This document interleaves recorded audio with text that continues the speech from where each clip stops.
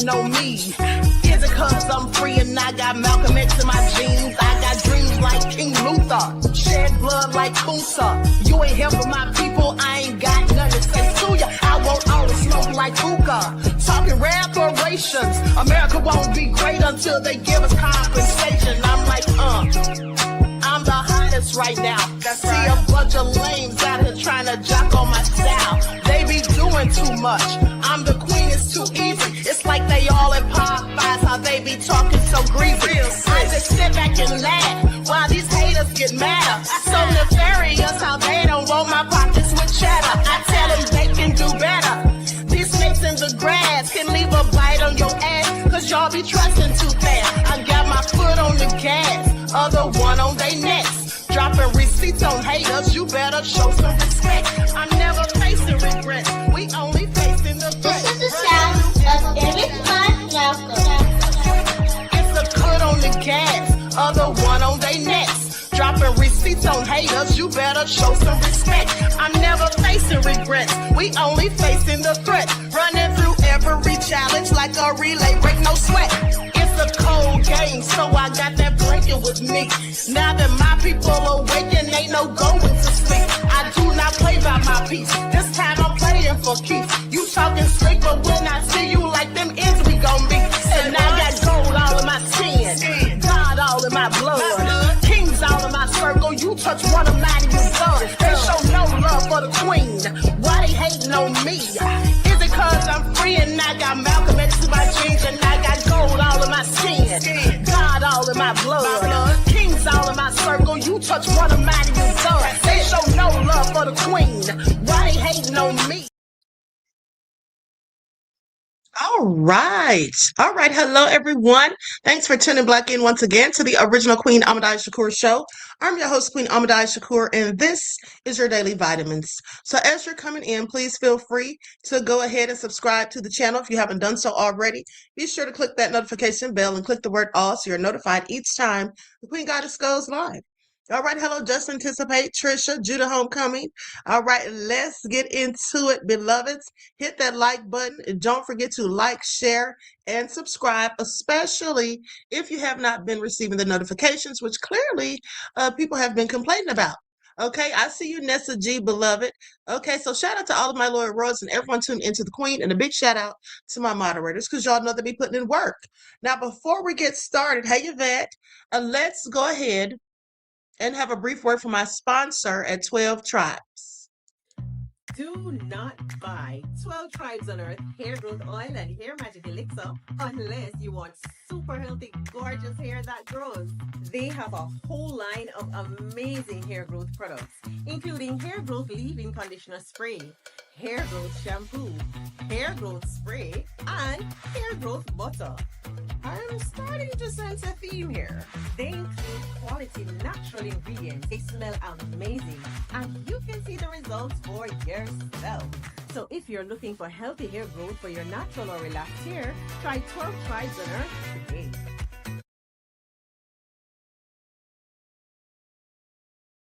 All right, so with that all being said, don't forget that you can purchase 12 Tribes hair oil at Etsy.com. Just look for Lisa Kratz. You can also find it at Walmart.com. And don't forget that she sells the beard oil as well.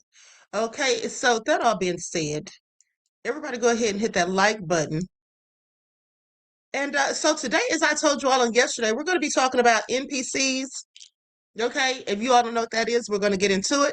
And then also, we're going to be talking about people alleging that the government has implanted them with tracking devices.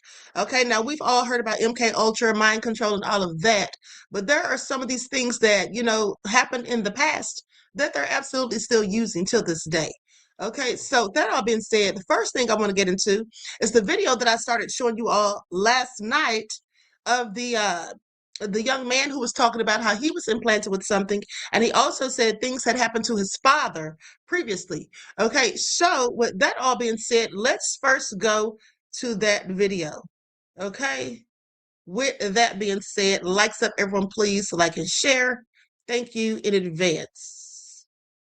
Okay, I'm gonna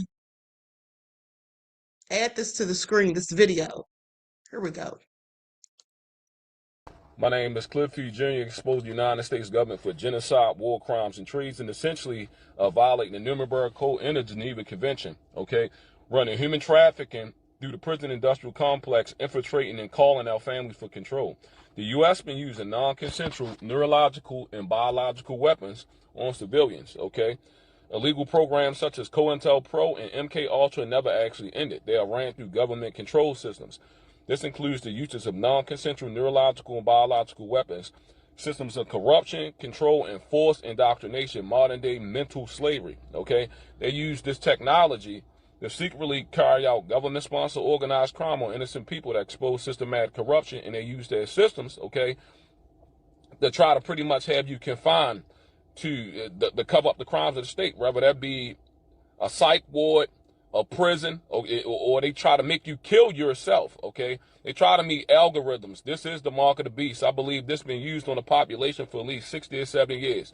They did the same thing to my father, okay? In 1998, the United States government, these criminal networks, killed my father by satellite under the guise of National Security Administration. Yes, they lied about everything. They have the complete ability to control your neurological system, bring voices and frequencies in your head, torture you. They use all these systems for control mechanisms and purposes, along with the infiltration and manipulation of family members through their systems. The constant death threats, all these people are cowards. Most of them are nothing more than the police run modern-day slavery and human trafficking through the prison industrial complex for control, okay? And they have your family members, okay, involved in covering up the crimes of the state. This means they're required to make sacrifices. They're indoctrinated in the secret societies and cults. They say, so you believe in God?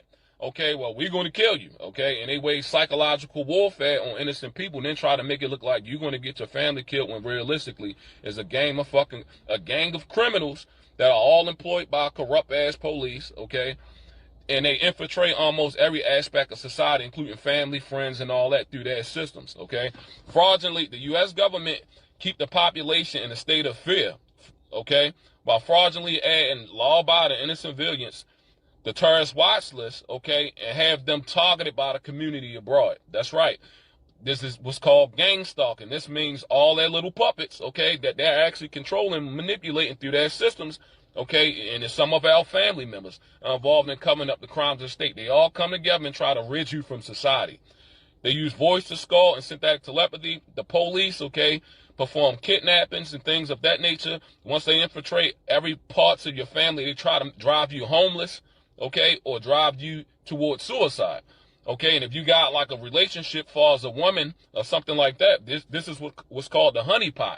Okay, they'll have the woman or whatever pretty much attack you mentally or try to keep you in a state of anger or aggression, okay? And they all liars. You get what I'm saying? They all liars, indoctrinated in secret societies and cults, and they get paid to play, okay? This is murder for hire and paid to play. So it's like these sick-ass people, a lot of them are living double lives, okay? They come and act as a normal person, okay? This is all orchestrated and ran by the CIA at the highest level of government through all these systems, which includes prison, medical, psychiatry, okay? Even prisons.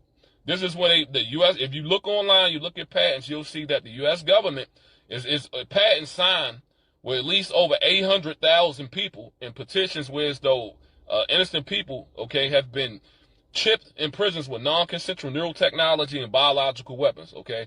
All while they use the family, okay, and try to have you confined to a mental institution and have you raped, tortured. You're living in hell, pretty much Satan's kingdom, okay? So they want to have you confined to a mental institution so they can strip away your rights, okay? Police involvement, Federal Bureau of Investigation involvement, and these criminal networks involvement, and the family involvement, okay? So you got a gang of criminals that's attempting to commit genocide, make sacrifices, and they get gifts, they get rewarded, they get presents, they get money, they get little gift cards, okay? We heard this out publicly, whereas though you had trillions of dollars that went missing, okay? These are all untraceable, untrackable funds that went missing that's being distributed to these cowards, these pieces of shit that get paid murder for hire. The corrupt cops, the whole fucking system has been infiltrated with CIA agents that these are so-called control simulation, and this technology has been used for control. It's patents on all the U.S. government websites for this technology, okay, that's being used on a general public. It's been used for well over 60 or 70 years. Illegal programs, just like I said, such as COINTELPRO and MK Ultra, never ended. The technology just expanded and got more sophisticated and advanced, way better, okay? So they using voice to skull on me and remote neural manipulation. Okay, this is an attempt to try to rid you from society, okay, or to try to make you look crazy. This is all technology, non-consensual neurological and biological weapons. They lied about everything. They try to destroy your body internally. They radiate you, try to give you cancer. They mess up your digestive system, okay, and destroy your organs and try to have the medical or doctors or whatever cover all this shit up. This is all technology. In September of 2006, I was illegally implanted with a non-consensual neural weapon at Baltimore City Detention Center and vaccinated with a clear substance, which I believe to be a biological weapon that works in coherence with whatever implant they placed in my right ankle, okay? And I can actually feel this operating within my body, okay, through my ankle. It feels like I have electrical discharge as I'm being tortured 24/7, okay? I'm just trying to go to work and maintain. They attack your mind, okay?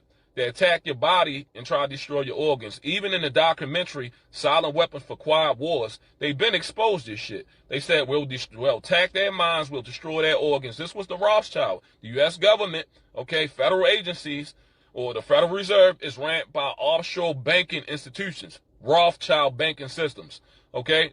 They're Satanists. This is the Illuminati and how their so-called sick-ass systems has always functioned. You lies, deception, infiltration, okay, and disinformation campaigns, okay? My first name is Cliff. My last name is Few. All my gang stalking started from Baltimore City Detention Center. Family members involved in trying to cover up the crime to the state. I relocated to Florida, distanced myself from family and relatives and people that tried to destroy me. And I'm being tortured nonstop, even still in Sarasota, Florida. I even went to Green Bank, West Virginia, okay? Whereas though they're not supposed to have any radio frequency or satellite signatures. However, I still received voice to skull, synthetic telepathy, and was brutally tortured regardless in Green Bank, West Virginia. Okay, this is a place where though they're not supposed to have any radio frequency or telecommunications. This is some type of advanced satellite-based neural network, okay, that's been distributed decades ago by these governments. Just like they say, the military-industrial complex, as far as their technologies, is at least 50 or 60 years advanced or ahead of anything that you think that's even fucking possible. And this technology is like you living in a sci-fi or science fiction movie, but it's so advanced and so sophisticated. This is reality, okay? This is what's reality. Targeted individuals and victims of cyber torture are essentially victims of government genocide and depopulation programs from within, and the family members involved. If you're on a terrorist watch list, okay, family or friends or whoever you got are involved. They act like they don't know nothing, and they try to say, hey, maybe you should go see a psychiatrist. No, this is meant to strip you of your rights, your free will, try to make you look crazy, okay? Then, and if you wind up dead, they say, hey, he was just crazy. He killed himself. And nobody, and it's like they say, nobody would care. Why? Because most of the people that was around you and you explain these things to, well, guess what? They were always controlled. They was already involved and controlled by this corrupt ass so-called beast system. This is how that Babylonian system worked from inside, okay? That's right. Using the closest people to you to try to destroy you. So watch who you consider your friends, watch the system, and expose how this shit really operates. Please share this message. I love y'all.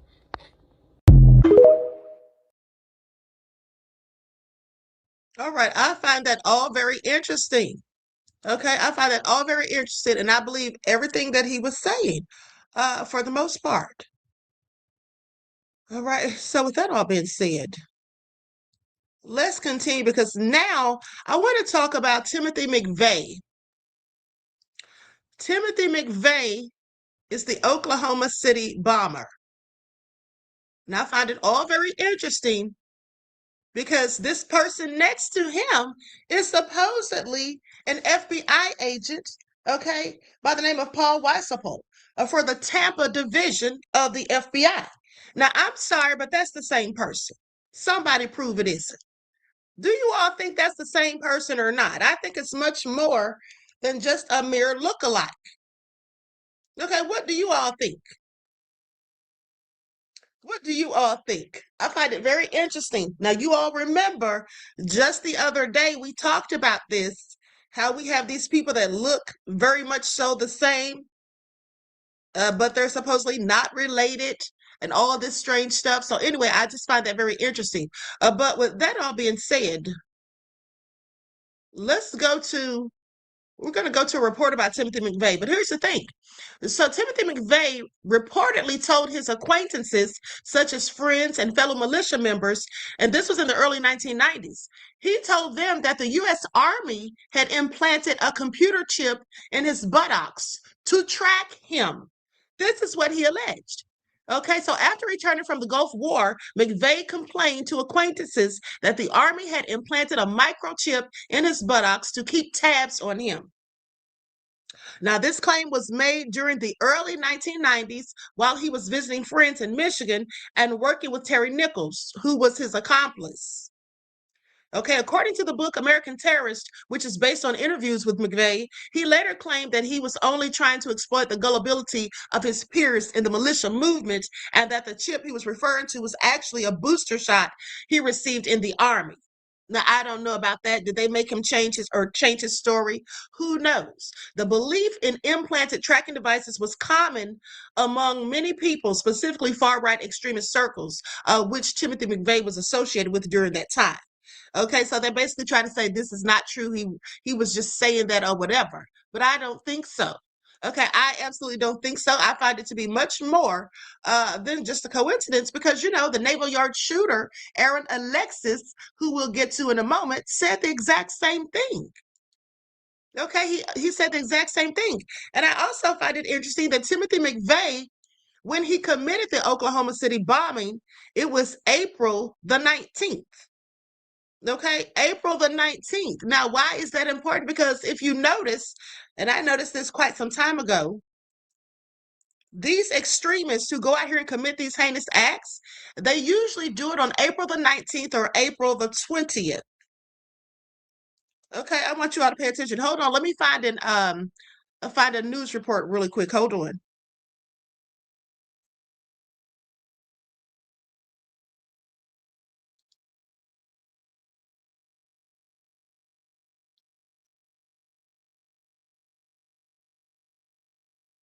Okay, here we go, right here. This is a report they did on the 30th anniversary of it, which was April the 18th. They celebrated, or they not celebrated, of course, it's not to celebrate, but they commemorated it April the 18th of last year. Okay, so let's go to this clip. Likes up, everyone, please like and share.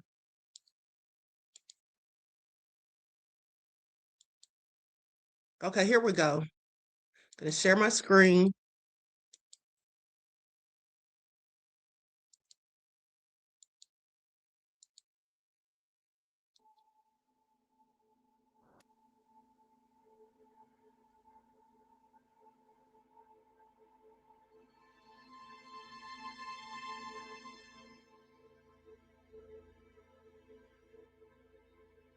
That day was a stark reminder that we're not immune, have just as much vulnerability to that as anyone. And that day it came crashing home. And in fact was a deliberate act of domestic terrorism, which in 1995 is something we couldn't fathom, something we couldn't really wrap our heads around. I knew that it was pretty serious. And so I reached out to my National Guard unit, which was in Stillwater at the time. And I got a hold of my NCO, my non-commissioned officer.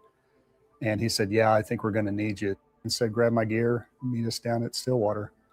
And so that was kind of my first part of the journey of reacting to the bombing. I was in third grade, Choctaw Elementary, felt the tremor. Teachers came in, they said, oh, there's been an explosion downtown. 20 minutes later, they roll the TV in, they show us the video of the Murrah bombing. And then that's where it really hit. And then I understood my world was bigger than Choctaw downtown. It was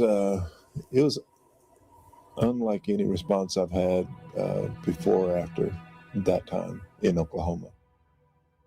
To get there and just see that with my own eyes, the scale of it was just something that is still a hard picture to put behind you. I thought we were a good dedicated force back then, but I look at it now and we are at such a higher level than we were back then. The environment's changed, and unfortunately, and it takes tragedy to change sometimes. And so when we go through these changes, it's doing nothing but increasing and getting better at what we do. And so I look at how we were developed back then and the events that had us doing that type of operation to where we are now. The level of training that we put into it now is by far surpasses anything we did back then. We are Oklahomans helping Oklahomans. We're always ready. We're ready to get out the door as soon as you need us. We serve our communities. The National Guard Reaction Force is an example. We have two elements of that. One's in Northeast Oklahoma in the Tulsa area, and one's in Central Oklahoma in the Oklahoma City area. When there's a call, whether it's one of those two entities or one of our other units that we have armories throughout the state, a lot of times there's relationships that exist between those soldiers in that community that they're serving. It's a tragedy that you have to live through these things, but then there's a certain amount of respect for what the world is capable of doing. And so that definitely drives who I am every day. Any way I can to impart on the younger generation what that means and for readiness. That's anything I can do to just get that message on living. Oklahoma gets it all, from fires to floods to ice storms to tornadoes to earthquakes. So we have to be able to respond to that as well. And so it's morphed over time in the last 35 years that I've been in the National Guard to a dedicated National Guard ready force. And I think that's where we've grown, is with each incident, whether it be a Oklahoma City bombing or whether it be a Hurricane Katrina in New Orleans or whether it be a 9/11, it's always a step. And we don't get complacent. We learn from our steps that we take. What works, what doesn't work, how do we tie this into the next event when it does happen? And we keep that in the back of our minds as we continue to move forward. And so as long as we continue to do that, we'll be successful and we'll keep going in the right direction. If Oklahoma calls us, we're there, as we should be. We're always thinking about what happened in the past, and we're always making those corrections. We're always changing our standard operating procedures on how we make those work, so that if it does happen in the future, or if something like it happens in the future, we know how to react.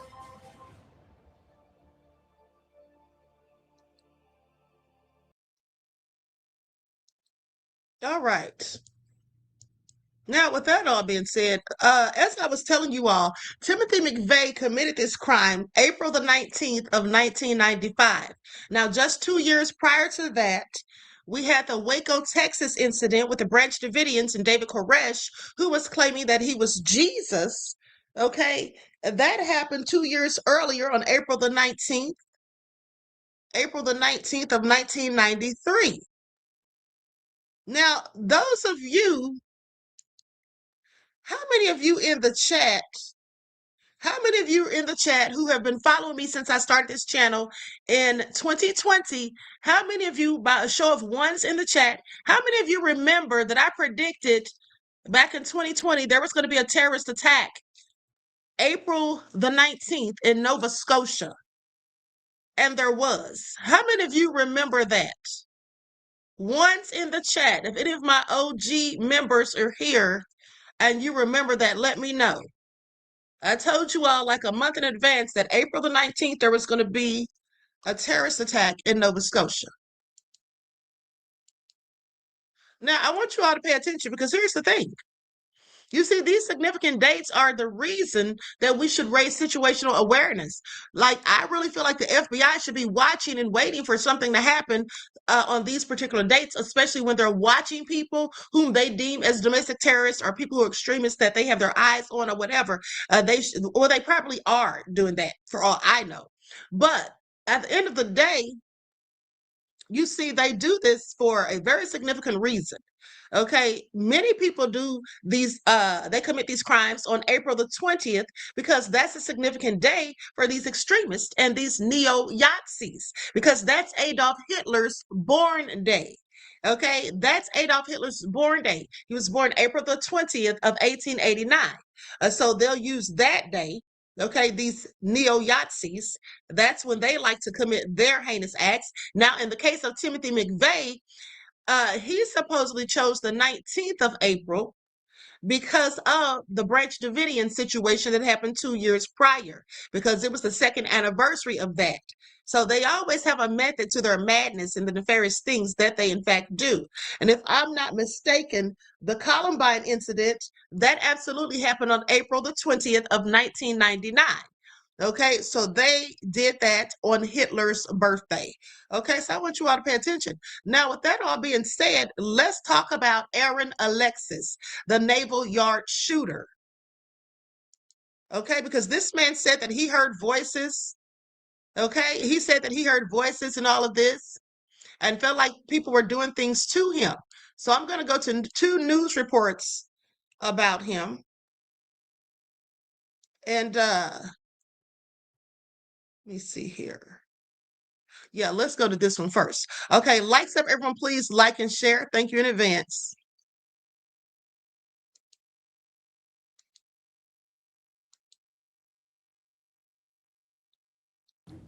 Monday's shooting raises questions about how someone like Aaron Alexis is screened and allowed access to a U.S. military base, and whether his past should have raised alarm in the screening process. Dr. Elspeth Cameron Ritchie had a 24-year career in the Army as a psychiatrist, and Dr. E. Fuller Torrey is a psychiatry professor at the Uniformed Services University of the Health Sciences. And we welcome both of you to the News Hour. Dr. Ritchie, to you first. What have you heard both just now in the interview with the reporter, Ernest Londono, and with what you've been reading today that raises questions in your mind about who Aaron Alexis was? There is a lot that raises questions in my mind. First, so I want to send out my condolences to the family members of the deceased and to the friends and colleagues of those who died, because they're really important to keep them in our thoughts. In terms, though, of this gentleman's mental state, when you look back, there's red flags all over the place. There's a problem he had when he was in the Navy. There's these episodes, there's the hearing voices pieces. And you say, how did this person ever get a security clearance? Having said that, what I've seen often is, in retrospect, you can look back and see the problems. But at the time, people were not putting that information together. I seriously doubt the people who granted the security clearance knew that he was hearing voices. What I do wonder, though, it sounds like his behavior was pretty bizarre, and you wonder why nobody picked it up earlier. Dr. Torrey, what about you? What are you hearing and reading about him that causes concern?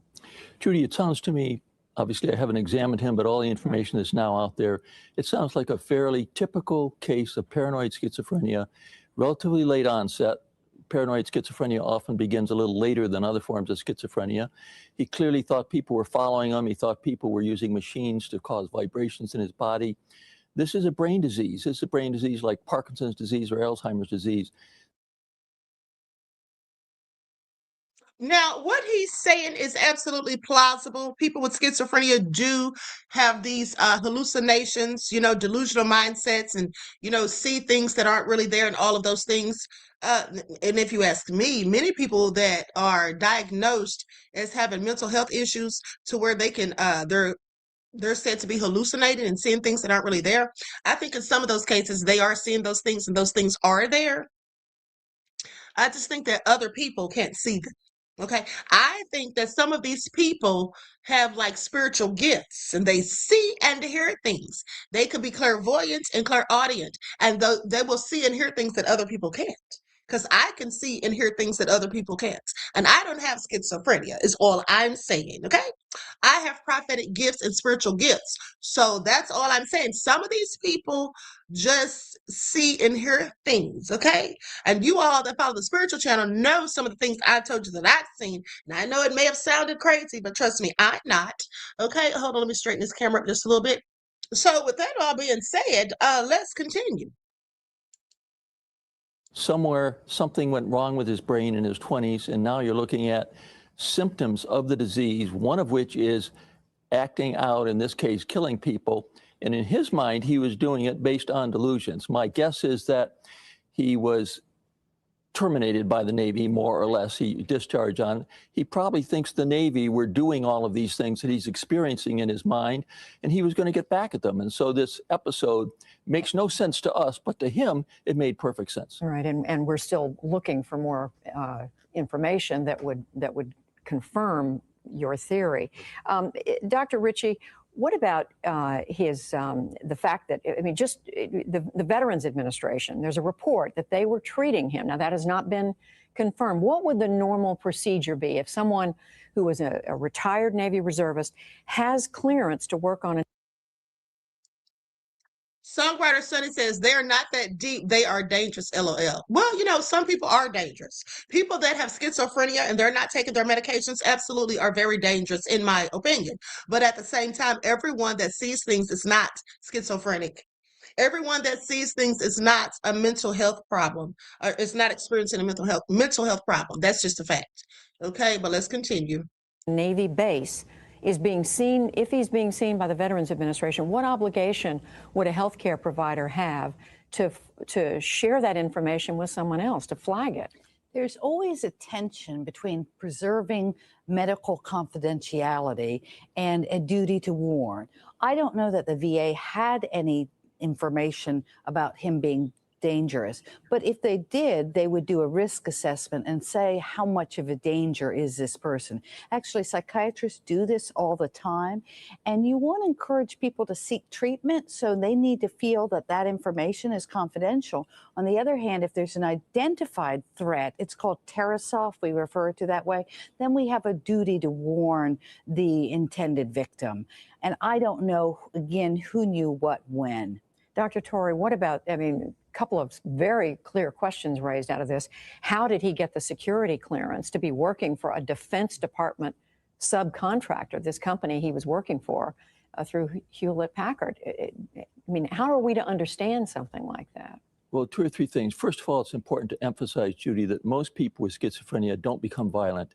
It's only a small number who are not being treated who become violent. Now, in terms of, we put everything together now, and you Okay, I'm going to stop right there. I think we've heard enough. Listen, some of these people are programmed, in my opinion, to be violent, to do violent things, like the Manchurian Candidate. Okay, if you've heard of that. Okay, now with that all being said, I'm going to go to what his family members had to say about him, and then we're going to move on to these NPCs. Oh, no, actually, we're going to talk about some other tracking information first, and then we'll get into that. Now,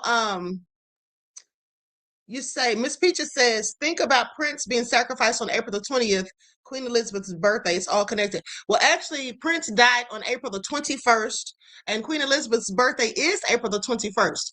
Now, I don't know if that has any significance. That, in my opinion, could just be happenstance. I mean, because everybody's going to die on some particular day, but I've never heard of April the 21st or Queen Elizabeth. Prince didn't, I don't think that he had anything to do with Queen Elizabeth. Now, maybe if it was somebody like Princess Diana, that would have been suspicious to me if Princess Diana died on her birthday, because I absolutely feel like the royal family was in on that. That's just my opinion, pure speculation. I can't substantiate it. But with that all being said, that would make more sense to me. I don't know about Prince, beloved. Now, that could be. I just don't know. Okay, now with that all being said, let's talk about the sister of Aaron, Alexis, and what she has to say about him. Likes up, everyone, please. Like and share. Thank you in advance. Aaron Alexis shot and killed 12 people last year at the Washington Navy Yard in Southeast Washington, D.C. Alexis used a valid temporary ID to get into Building 197. Police eventually shot and killed him. FBI agents later found a note. Alexis claimed that ultra-low frequency waves attacked him for months. Now, in an interview that you will see only here on CBS This Morning, Vicente Arenas sits down with his sister, Naomi Alexis. Vicente, good morning. Good morning. Naomi said her brother had a dark and dangerous past, a past so haunting that Naomi and her sister weren't surprised when they found out that Aaron was the shooter. About 2 o'clock in the afternoon, someone called her cell phone and said, would you like to make a statement about your brother? And your thought at that time? I Googled his name and saw that it was him. It was September 16th of last year when Aaron Alexis went on a shooting rampage at the Washington Navy Yard. 12 people were killed and several others were wounded before officers shot the 34-year-old contract worker. His two sisters, including Naomi Alexis, heard about the shooting on the radio and had a feeling their brother was involved. There was a report of an assailant, and I think it was a 6-foot African-American male. And my sister and I were at home together at that point, and she said it would be crazy if that was Aaron. Naomi believes Aaron suffered from severe mental problems that started when he was an adolescent.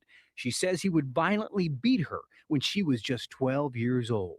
It was unprovoked a lot of the time, and a lot of time it was just over silly things. Like, I spoke while he was on the phone, so he would, punch me in the face or hit you hard. Oh yeah, I mean, I was swelling.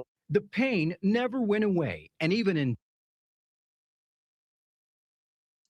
Now, I have several questions. Where were the parents? And did they do anything to him for his behavior? death, she continues to run from him. After the shooting, she moved from New York and has asked us not to mention where she lives now. This is the first time she's spoken at length about the shooting and her brother. I don't want to cast blame. I mean, there are so many instances where this could have been addressed. On the barrel of the shotgun that was recovered, these words were written, "End the torment." What do you think he was trying to do that day? I think my brother was suffering. I think he was scared. He called the police and said, they're making all this noise. His statements to police didn't surprise her. When he was a teenager, she says he'd lock himself in his room blasting music for hours. Then came stories of torturing pets. In 2004, Aaron was arrested in Washington state for shooting out the tires of another man's vehicle. According to the Navy, Alexis was cited for misconduct at least 8 times. Over the years, Naomi told her family he needed to see a doctor. I would have violent, tearful outbursts and try to get my mom to be like, this is not right. There's nothing, this is not supposed to be this way. But Aaron's actions were something the family just didn't discuss. And do you think that perhaps there was a sense of shame? I think absolutely there was a sense of shame or maybe helplessness. Like, they didn't know what to do. They didn't know how to address the situation without, labeling my brother mentally ill. Naomi is telling her story, hoping families who have similar problems will call the National Alliance on Mental Illness to get help for their loved ones. She's also hoping to write a book about her experience, hoping her family's story will help others. Now, here's what I find interesting about that. We're going to go to this last report from CBS. New details in Navy Yard shooter Aaron Alexis emerge. What I find interesting about that is the military checks people's backgrounds to see if they have mental health issues. And depending on the severity of the mental health issues, they will still let these people in the military. So with that all being said, I'm wondering, what was the extent of his mental health issues, if at all? Or was he just nefarious? Some people are just nefarious. I mean, him torturing animals and beating her, that doesn't necessarily sound like mental health issues to me. That just sounds like a sociopath, someone who is violent. That's what that sounds like. That sounds like someone who is violent, not necessarily mental health issues, just in my opinion. Okay, but now she didn't say anything about him talking about hearing voices and vibrations and all of those things. He started saying those things when he was in the military. And I absolutely think that something was done to him. He was programmed some kind of way. And also, I think that the fact that he had a known propensity towards violence made him the very viable candidate for what he did. Because I, in fact, think that sometimes people are experimented on so that they do nefarious things. like the Manchurian candidate, like I said. Okay, what's that guy's name? What is that guy's name? I always forget his name. The guy who killed Sirhan. Yeah, didn't they say that he was hypnotized, possibly? That was one of the so-called conspiracy theories that was out when all that happened so many decades ago. But anyway, let's go to the CBS report. Bianca said, but violence is associated with cognitive. That is all true, but that does not mean that you have a mental health issue because you're violent. Okay, I know many people that are violent. There's nothing wrong with them. They're just nefarious. They're not crazy. They know exactly what they're doing, okay, and why they're doing it. The new details pouring in about the mental history of the man who opened fire yesterday, killing so many workers at the Washington Navy Yard. We are studying these pictures tonight of Aaron Alexis, showing what his friends say they saw. Someone smiling, unthreatening. But we now know there is evidence he was hearing voices, had even reached out for help, a warning sign that may have been missed. And we begin our team coverage with ABC's senior justice correspondent, Pierre Thomas. Law enforcement sources tell ABC News Aaron Alexis was a ticking time bomb, in recent days descending toward madness. On August 7th at 6 a.m., Alexis called the Newport police in Rhode Island and began a bizarre tale, documented in a police report obtained by ABC News. He claimed after an argument at a Virginia airport, an unidentified person had sent 3 people to follow him and to keep him awake by talking to him and sending vibrations to his body through a microwave machine. He switched hotels 3 times that night, trying to escape the voices. Newport authorities contacted Naval Station Police, but it is unclear if the military took any action. Today, FBI officials would not talk about his mental state. Can you give us any guidance on whether this young man was seeking any kind of psychological treatment? No, I can't comment on that at this time. Friends never thought he was dangerous. Right now, I'm really crushed inside because it just wasn't the Aaron that I knew that would do this. Overnight, the FBI spent 4 hours with his parents in New York City, and authorities seized his rental car in Washington and began poring over his laptop computer recovered at the Washington hotel where he had been staying. The suspect's last 10 years is a story of gunplay, run-ins with the law, and trouble with his military commanders. It began in 2004 when he fired shots into the tires of a construction worker's car in a fit of rage. Prosecutors say police never passed along the case. His problems continued. He was cited for at least 8 military infractions from 2007 to 2011, ranging from unexcused absences to insubordination. In 2008, he was arrested in Georgia for disorderly conduct. 2 years later, he was accused of firing his gun into the ceiling of his apartment. Despite all this, Alexis went to work for a government computer contractor at the Washington Navy Yard, using a secret security clearance he had received after joining the Navy. He came to Washington on August 25th, only 17 days after hearing those voices. Tonight, President Obama is ordering a study of security standards for contractors across all federal agencies. Diane? Thanks so much, Pierre.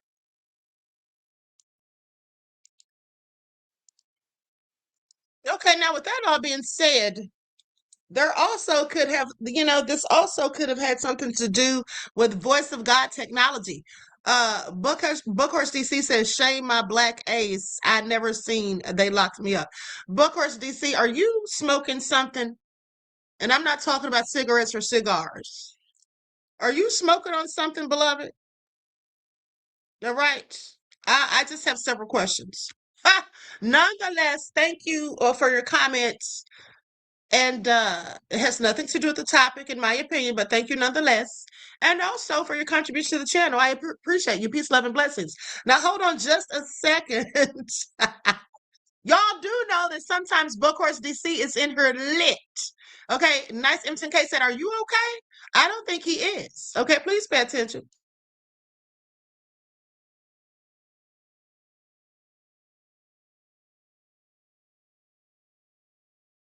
Okay, so I have this video that I'm going to let you all listen to. And this is something that Jesse Ventura spoke about on his show, Conspiracy Theories. I believe that was the name of it. And I shared this with those of you who were following me in 2020. I shared Jesse Ventura's video, but this is another video clip on TikTok where they're talking about voice of God technology. So let's listen to this because I absolutely believe that this is something that may have been used on a certain people. Okay, here we go. Biological tissue through a pulse of microwave energy. The tissue expands and induces certain vibration. Instead of going through the middle ear, the microwave-induced vibration is propagated to the inner ear directly. Renowned author and speaker Nick Begich cites more than 30 patents. Begich used this infrasound device to demonstrate on me.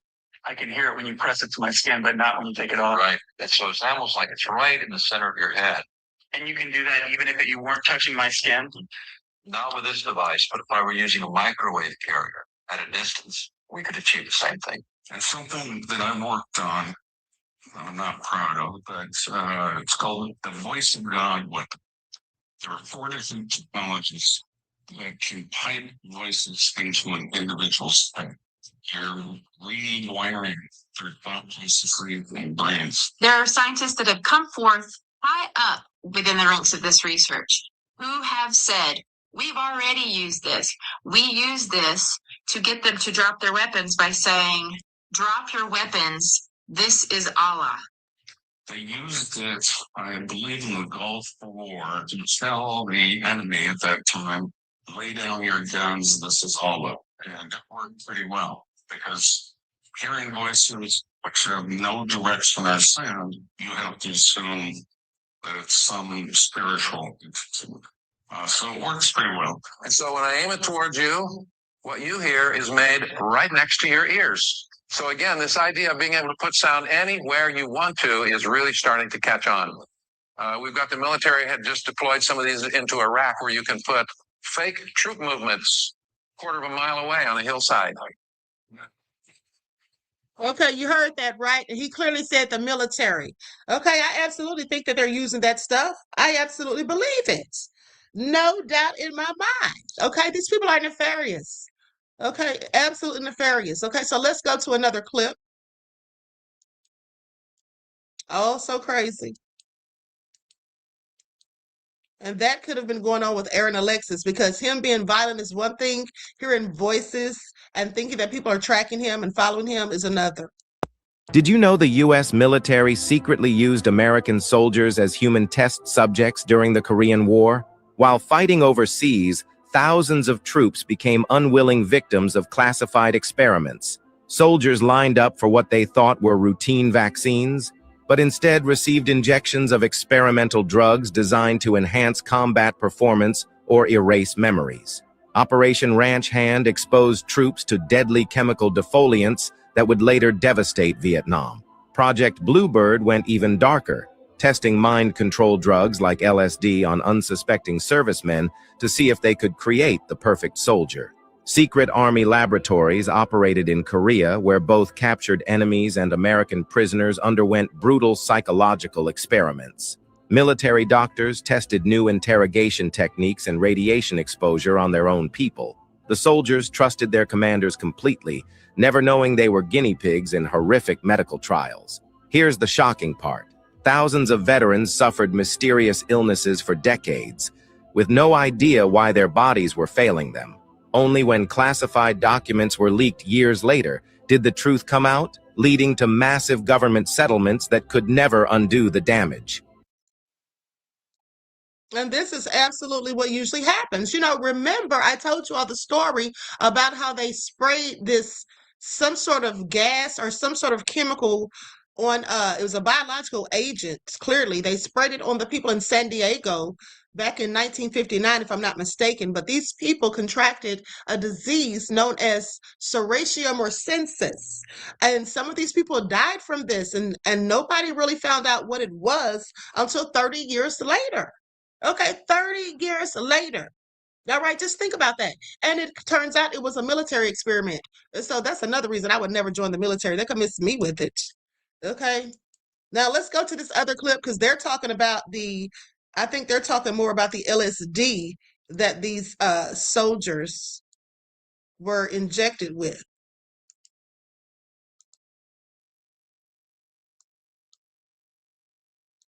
Did you know the U.S. Army once told soldiers they were testing gas masks, but secretly drugged them with LSD and deadly nerve agents? From 1955 to 1975, thousands of soldiers at Edgewood Arsenal volunteered for what they thought were harmless experiments. The Army promised they were just testing protective gear against chemical attacks. But behind closed doors, scientists were turning these brave men into human lab rats. Soldiers like James Stanley were given massive doses of LSD without knowing it. They suffered violent hallucinations that lasted for decades. Some were exposed to VX nerve agent, one of the deadliest chemicals ever created. Others received experimental drugs that destroyed their minds permanently. For 20 years, the Army covered it all up. They destroyed medical records and denied everything. Soldiers went home with severe psychological damage, never knowing why their lives fell apart. They became violent, paranoid, and suicidal. The truth only came out during congressional hearings in the 1970s. By then, many victims had already died or suffered irreversible brain damage. The government had used its own soldiers as guinea pigs to develop chemical weapons. But we're supposed to think they care about these soldiers. They don't. They absolutely don't. And you can tell because look at how the veterans here are treated, homeless and on the streets. Okay?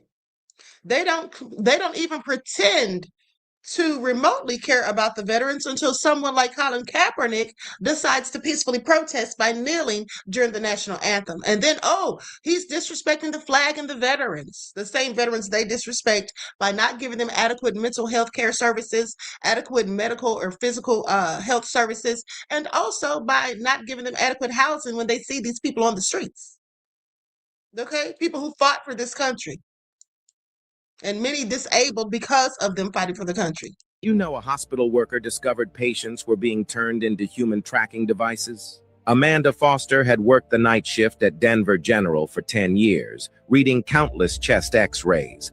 But in 2021, she noticed something that made her blood run cold. 3 unconscious patients brought in by the same paramedic crew all had identical metallic objects near their hearts. These weren't medical devices. They were sophisticated tracking implants, surgically placed while victims were sedated. Over several weeks, she found 12 more patients with the same devices. The fake paramedic was kidnapping people, implanting trackers, then hunting them like animals. Worse yet, the devices could deliver fatal electrical shocks remotely. Then Amanda found her own name on his victim list. He had been working inside the hospital all along. She desperately tried removing her own implant before he could activate it. Time was running out. Did you know a hospital worker discovered patients were being turned in?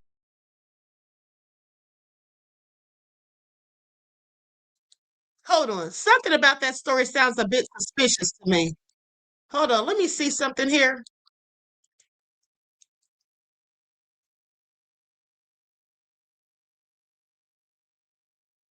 Hold on, beloveds.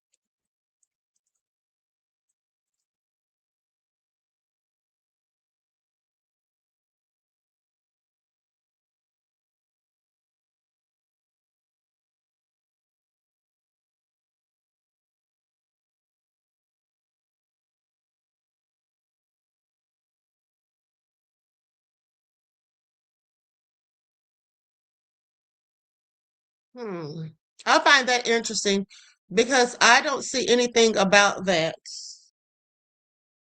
Yeah, I don't think that was true because if that were true, I just don't think that were true. Okay. And that's my bad because I didn't fact check that video before I played it. But I don't believe that. That just sounds suspicious. Okay. I think that if that actually had happened, I would have heard about it. You all would have heard about it. And now that I'm looking it up, I can't find anything on it. Amanda. And then he said, what did he call her? He didn't even say what her position was, if she was a nurse or anything that I can recall. But anyway, that should have been like a big story. But what I will say is there was a Black woman here in Georgia, and I want to say she was in Fulton County. She was had either been in prison or jail. And she testified before Congress or the oversight committee I think it was before Congress. I can't find the video for some strange reason. I showed that video to you all in like 2020 or some time ago, some years ago, but I can't find that video now. But anyway, this lady said that she had been implanted with something to track her movements when she was in prison or jail. I think she was in prison. But long story short, she said that this thing was activated by electronics. So, like if she was near her cell phone, just different things would make it go off, and it would put her into like into some sort of excruciating pain or whatever. Okay, do y'all remember that? That's just all crazy. Okay, so while these things do happen, that story right there just didn't sound plausible. I mean, just didn't sound realistic. Sounded like they were just adding on stuff. Okay, and so with that all being said, let's go to this next clip because this is a person talking about mind control and SRA, which is satanic ritual abuse, because that is absolutely what it's done to some of these victims of trafficking, trafficking, and people who are treated the way they were treated on Epstein Island. Okay, now I'm gonna put an overlay over this because this is an interview that I don't have permission to use. Ted Gunderson, former senior special agent in charge, FBI, Los Angeles. I have with me today my dear friend, Bryce Taylor. Bryce, you and I had an interview some time ago, very formal interview in that it was, like as I recall, 2.5 hours long. And we're going to update it today, so it'll be rather short. Let me ask you a few questions. Today, for the first time, and this is February 22nd, I think it is, 1998, you name names. Before today, you refrained from naming names. Would you like to tell us who was involved in these various activities that you've described before? Yes, I would, Ted. It's real scary for me, but I'd like to go on public record saying that my owner under mind control was Bob Hope, and that I was abused and used as a mind control sex slave by Ronald Reagan and a lot of different presidents, LBJ, Reagan, Ford, and I was programmed to have computerized mind files by Henry Kissinger, where I was used as an operative within the intelligence faction of the government, targeting people that he and Nelson Rockefeller had an agenda to bring in certain individuals into the fold, they called it, to work on behalf of the New World Order. And so they used me to manipulate and blackmail people in order to bring them in, people that were either wealthy, had a lot of talent, or knew something, had connections or whatever. Or money. So like Ghislaine Maxwell, sounds similar to Ghislaine Maxwell's role with Epstein, because not only was she getting him young girls for him to traffic, but she was also helping him to be acquainted with people with money. And also some of his other people that he was already acquainted with helped him to get acquainted with other people with money. Money. The money was the end goal of everything. And what were you asked to do? I was sent in usually with very detailed programming instructions where I was drugged and electroshocked and food and sleep deprived in order for them to lay in programming that would be specifically targeted to a certain individual. And I would be, it would depend on what the profile of the person was, but I was usually sent in with instructions to seduce a person, and then to deliver a whole regime of instructions or information that they had programmed me to deliver. So you. Now I want you all to pay attention. She said she was sent in to seduce the person. Okay, yeah, that's what the guy was talking about. The first guy that I showed you on the video, he said that they would use women as the honeypot, okay, when they're going after men. Okay, please pay attention. Used for blackmail purposes. And to keep the people that were working with the New World Order agenda organized. And now we went into detail last time about how you had your photographic memory, and you could read a series of documents and memorized it, and they could call on you and say Right. what happened on what was on page 395, and you can come forth. Right. Actually, Henry Kissinger took me sent me into the National Archives and different places in Washington, D.C., where I was instructed to go in and have perfect photographic memory. So instead of like reading and memorizing, it was just that I was programmed to be able to photograph with my mind different documents so that anything that they would need at any time would be available to them. How many people, excuse me, how many people here in the chat, by a show of ones, how many people in here think that you have a photographic memory? A photographic memory. How many people in the chat think that you have a photographic memory? Ones, if you do, or you think you do. Twos, if not. Anyone think they have a photographic memory?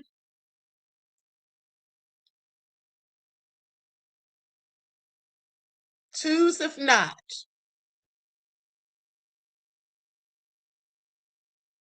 Mm-hmm. Okay, so a few people say they think they do. Here's the thing. I have a photographic memory. It's easy for me to remember things from seeing them rather than hearing them most of the time. That's why when I was in college, when I would study, you know, when I would study and I'm reading something, I would read it aloud to myself so I can hear it, but also me looking at the words. Then when I'm taking the test, I could literally see the words written on the pages in my mind's eye. That's why I always did very well. Graduated with honors, to say the least. But I'm just saying that is very beneficial when you have a photographic memory. And that would be why they wanted to program her to have one. Okay, please pay attention. But let's continue. Did they ever expose you to any psychiatric examinations of any sort? Actually, I was being monitored at UCLA Neuropsychiatric Institute in Los Angeles, and Dr. Jolyon West was involved with this. They did a lot of mind control programming there, and I reported there at different times when I was told to for my programming to be either updated or reinforced or whatever. My father also had brain surgery at UCLA Neuropsychiatric Institute when I was 16, and after he recovered what he was able to recover from that, he knelt down on the floor at my bedside when I was 16 and said, "Honey, I've lost control of you. Big things are happening and I'm really sorry, but there's nothing I can do to help you." Because if he had resisted, he would probably have been taken out. Right. So Dr. Jolly West is head psychiatrist, head of the psychiatric department at UCLA. Yes, and he worked with Reagan back in the time when Reagan was governor, and they were working on the prison population there in California, working with the mind control experiments on the prisoners. So do you feel like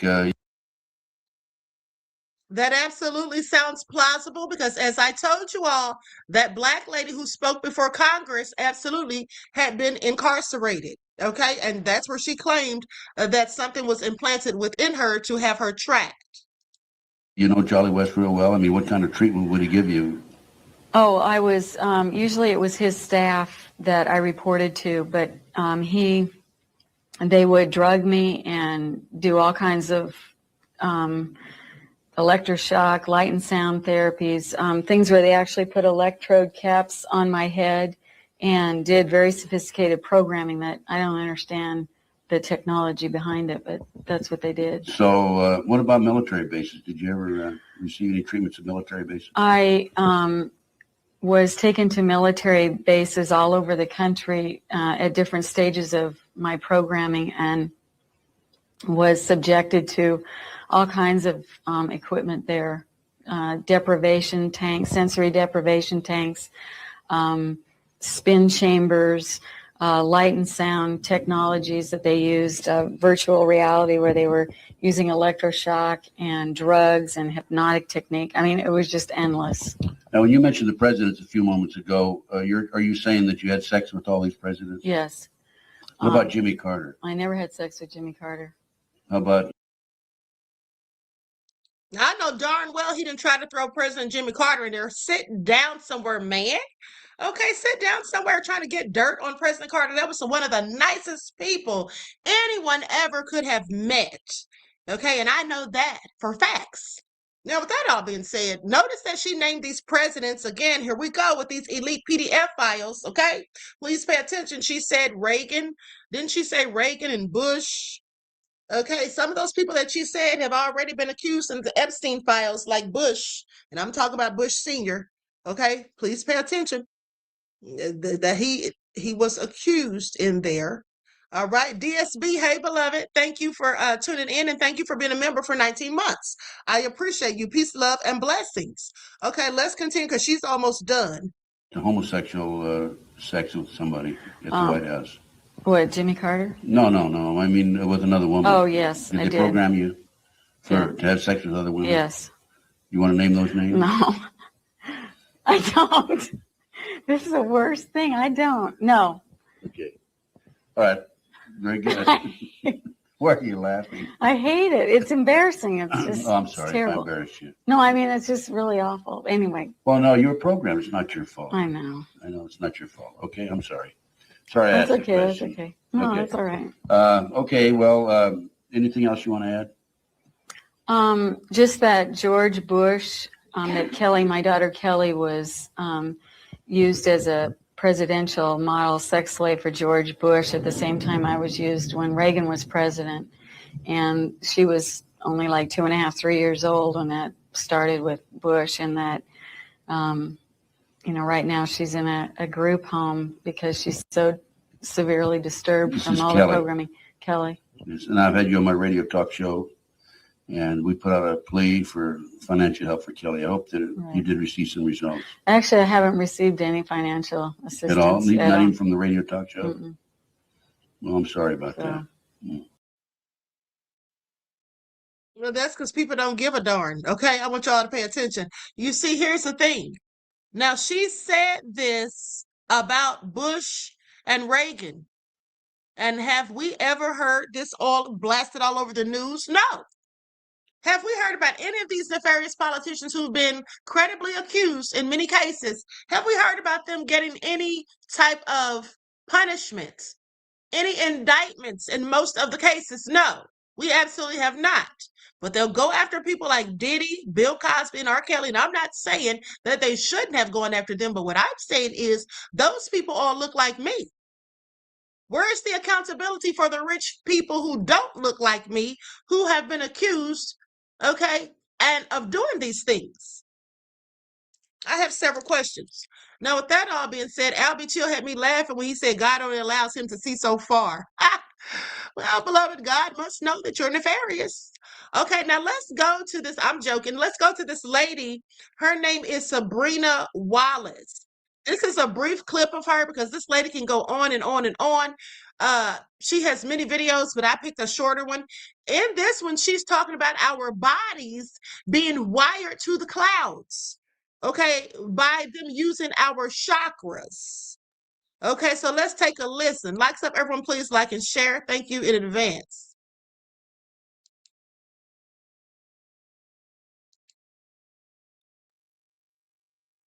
Wired to the cloud, and they created an engineering interface, meaning that they took the chakras, okay, and they wired them. All these chakras are wired to these little stars on the body that I post here, and they're called nodes, so they're a little N. Then they have these big things, they're going to get a different color so you can understand. Then over top of your heart is something called a radio frequency sync, and what that does is it collects signals and makes them stronger. These people that have enslaved us in such a way that once I do finally get the good humans of the world to be like, you mean like, wait a minute, like, can I try to understand you crazy woman because you won't shut up? Yeah, I'm not shutting up. It's not going to happen. This is worse than Egypt. You want to spray a nanopolymer on a polygon and have it grab up my skin or try to, that's one thing. But this is totally different. But you're so upset. You're going to be way more pissed than me. Trust me. I know how to use my body part. I can hear things coming. I do it all the time to teach people how to use their body part. You don't even know you have one. So here's some magnets. I would never take these magnets, put super glue on them and put them on my fingernails. Why? Well, because then if I use Gorilla Glue to do that, it's going to tear my nail off. So I make teeny tiny little electromagnetic fields back in 2005. 2005, we have 802.15.4. Okay? That is the IEEE standard for routing data through human tissue. Zigbee and Bluetooth. Well, gosh, it looks exactly like that, doesn't it? Look at the little symbols. Yeah. Math going back and forth. Signals between human brains. You mean human biofields, the electromagnetic fields of humans? To do what? To watch their empathy, telepathy, precognition, and telekinetics, because we wirelessly tissue engineer to make sure that none of that's happening for you. That belongs to the military, too. She talks too darn fast. Now, I know I talk fast at times, but she talks entirely too fast. I think she's trying to get it all out because she didn't want her video to be too long, I guess. I don't know. I mean, I do know that sometimes when I'm doing a TikTok, I'd like to try to keep it at 3 minutes, maybe just a little bit over. So I tend to talk a little fast sometimes, but not that fast, okay? I'm sorry. What? Did y'all even get what she said? Did y'all even catch it? Okay, so now with that all being said, let's talk about these people appearing out of nowhere. Okay, and there was one that I saw yesterday. It was an older man. I don't know if I can find his. I'm going to look for it. But anyway, this older man, he was the first one I saw talking about this. And yeah, this is him right here. I went right to it. All right. Now, y'all listen to these stories because I find it all interesting. And when the elders speak, I listen. Okay, let's get into it. I just keep happening over and over. I keep seeing it, but I never say anything about it. But I'm going to be open to what's really I've been seeing. Listen, I know that God is working on our behalf. We all know that. We know that God is pouring out his blessings on us. We know that. We understand that. But I'm in the era. I'm not going to say we. I'm at a spot after seeing all the miracles and stuff that God worked in my life, and I see them. I'm at a spot to where I've never seen anything like I'm seeing with the outside world. Y'all, when I go in Walmart, like I said on the video before, when I go in Walmart, I'm walking around, y'all, and I don't mean this in no ill way and no kind of ill way, but I'm just telling the truth. And I guess this is the way we learn. Somebody else, I'm sure other people are experiencing this. I goes into Walmart and I see a lot of people walking around, but to me, my spirit tells me, Willie, they're not even real. If y'all would bear with me, please. Y'all, I've been around people that I picked up good spirits from. I've been around people that I picked bad spirits from.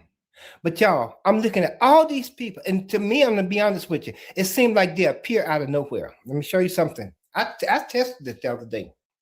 I had to test it because God gives us a little bit at a time to show us things. We at a spot now like we ain't never been before. Manifestations are our gates are being opened. Something is being revealed. You remember when God told Daniel, when Daniel was asking him about something, God told Daniel, he said, go your way, Daniel. He said, you will be resting in your lot, meaning that you would be asleep during this time. He said, it's not for you to even know right now.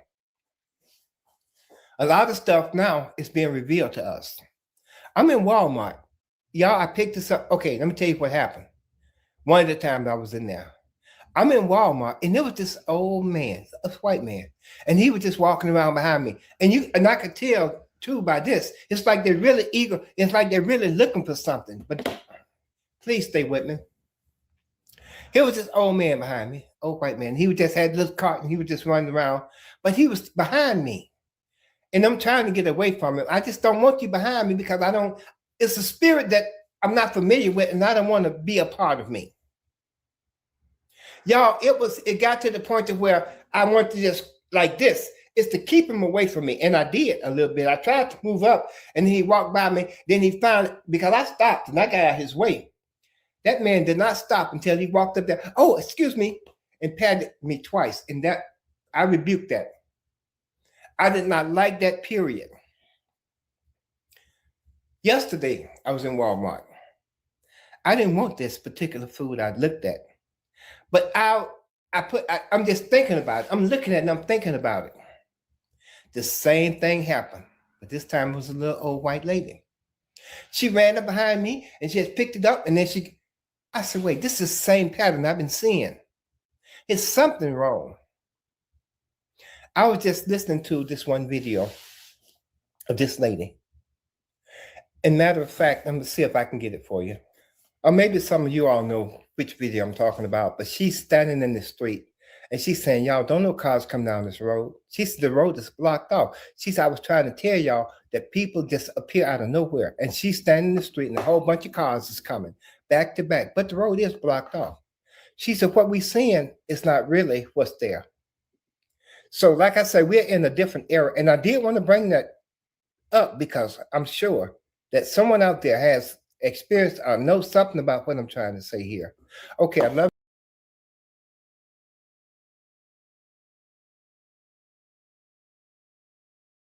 Yes, I know exactly what you're trying to say here, beloved. Okay, now with that all being said, let's go to the next clip. We're going to talk about NPCs. And this first video I'm going to play for you so this lady can explain what an NPC is for those who aren't familiar with the term.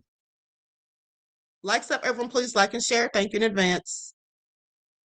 NPCs stands for non-player characters, and NPCs are part of the construct. They're not multidimensional. They don't have a soul connection or a higher self that exists outside of this matrix machine. They're programs and they don't evolve. I call them flats because their energy field looks flat and one-dimensional versus someone who has a soul and is embodied and has a multidimensional field and a connection to a higher self.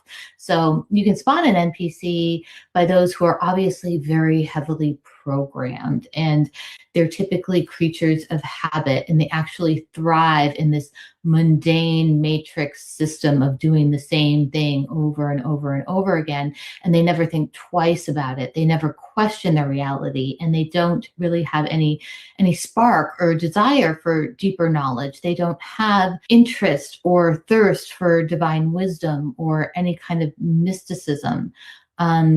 And NPCs tend to make a lot of repeater statements. They'll say the same thing over and over again. And each time it's like they repeat themselves. It's almost as if it's the first time they've ever said it. So what's happening is we're seeing this rise in frequency in the collective consciousness. And that means a lot of these NPCs are starting to glitch out right now.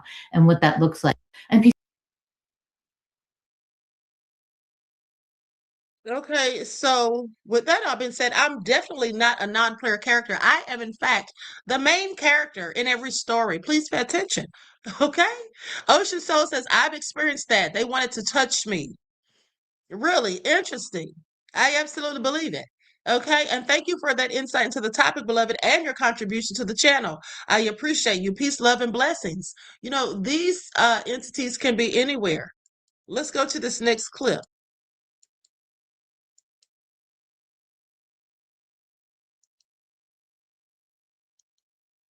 It makes sense, bro. This interview lays it down perfectly, man. I've been wondering what's going on with people, because people are not real. Bro, lately something has been going on with people. It's like people are in a world of their own. They are not there. It's like the body is there, but the entity, the soul, the essence that was in that body is completely gone. Even the people I grew up with who know about this spiritual shit, like they all changed completely. It's like somebody hit the switch.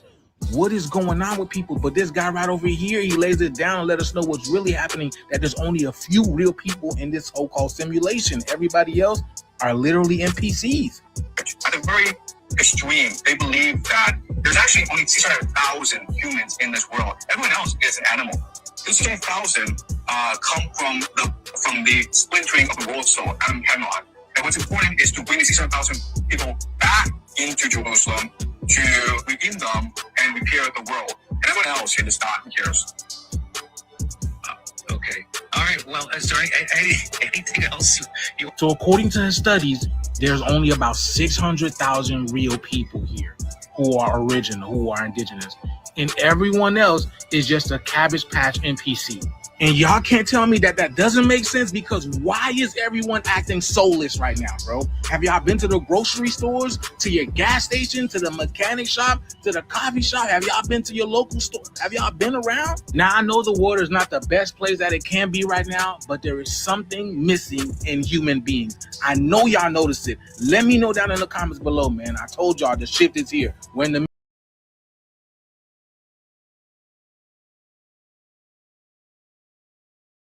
Okay, so what do you all think? Anyone ever experienced something like that aside from Ocean Soul? Let's go to this next clip.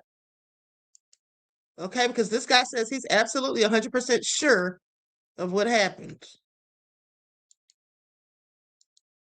Percent convinced, and you cannot tell me otherwise, that NPCs are real. The other day we went to Dallas with a family member. He's visiting in from out of state, right? So we decided to go take him out, and then after that, my wife had the bright idea of taking him to downtown Dallas. It was about 11:30 at night. So we get to downtown Dallas, Main Street, right? We hop out of the car. I kid you not, literally hopping out of the car, we take about 10 steps away from the car, and my wife sees a man turned around just staring at a mannequin with an outfit on. She then proceeds to ask him, hey, the outfit looks nice, right? To which the guy literally turns around so fast, walks over to us and says, hey, do you guys know where the nearest bar is? So I told them, hey, the nearest bar is about, a few blocks down to the right, go that way, and you'll end up there. To which he then invites us to go with him. He says, hey, do you guys want to come along with me? To which I told him, no, thank you. We got other plans. Good luck, have fun, be safe. So the guy looks over at my wife and my cousin and then goes, are you sure you guys don't want to go with me? To which then I responded again, no, we are good. You can go have fun, be safe. The bar's that way. Once again, a few blocks down to the right, you'll see the bar. Go have fun, be safe. To which the guy just says, okay, thanks, turns around, walks off. We take about 5 steps and I look back to see him. Man is gone. Completely gone. Just vanished. Mind you, all the stores were closed. It's 11:30 at night. So I'm like, okay, that's weird. We keep walking down the block. I kid you not, we didn't even get halfway down the block, and we get approached by a guy across the street. He starts yelling, hey, runs across the street to us, right? Crosses the street, gets to us, and then proceeds to ask us, hey, do you guys know where the nearest bar is? Oh, I have $500 cash and a bag of Coke. To which I'm like, definitely don't want to hang out with you, my guy, but you know what? The nearest bar is a few blocks down to the right. You'll see the bar. Have fun. So he starts asking my wife and my cousin, hey, are you guys sure you guys don't want to go? Like, it'll be fun. I'll pay for y'all's drinks, yada, yada. I tell him again, hey, man, we're not interested. You go have your fun. Once again, the bar's a few blocks down to the right. Do your thing. So we say our goodbyes, wish him well. We start crossing the street, right? Because we're going to go to the other side where the guy came from. He starts following us for whatever reason, right? And at that point, there's a couple that's walking out of a restaurant. He literally runs over to them and tells them the exact same thing. Hey, I'm looking for a bar. I have $500 cash and I have a bag of Coke. To which, they start conversing, yada, yada. I'm just watching this all unfold. Like, what the hell am I witnessing right now? I kid you guys not. Literally a minute after meeting these people, this guy proceeds to jump in the car, right? Jump in the car and takes off with this couple. God knows where. I think I may have witnessed kidnapping. I genuinely think I may have witnessed a kidnapping. But yeah, literally right after both of those encounters, my cousin and I, we both looked at each other and he literally tells me, like, bro, I feel like I'm in a game right now and we just got approached by NPCs. And then I started looking into it and there's a whole theory about this, where there is beings that literally are on like autopilot and are not real. And that's probably what that woman saw on that flight. If you all remember, that lady said, that MF is not real. If you all remember that lady was very adamant. People thought she was crazy. I didn't think she was crazy at all. I think she literally saw something that scared the crap out of her. Okay? And remember, they came back with some woman who was supposed to be her, and that absolutely was not the same woman. Absolutely not. So why would they lie about it? Okay, something clearly to hide, in my opinion. the creepiest thing someone has ever filmed outside their own house. A man kept seeing a woman standing by his fence every single night, not moving, not reacting, just there. At first, people thought it was a scarecrow or some kind of prank, but that theory fell apart fast because during the day, she's completely gone. Same spot, nothing there. Like, she was never real. The man even proved it on camera walking up in daylight and empty space. But that's when things got worse. After going viral, he posted another video, this time at night, holding a wooden stick, slowly walking toward her. You can feel the hesitation, like he already knows something isn't right. He gets closer, closer, and then carefully reaches out to touch her with the stick, and the video cuts off right there. No explanation, no follow-up. So what was she actually waiting for? And what do you think happened the moment that stick made contact? This might be the creepiest thing someone has ever filmed outside their own house.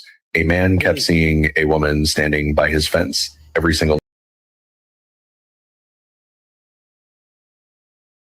Now, if I had seen that, I would have several questions. Okay. Ashken Hamati comes in here talking about poke it with a stick. Reggie said Blair's witch.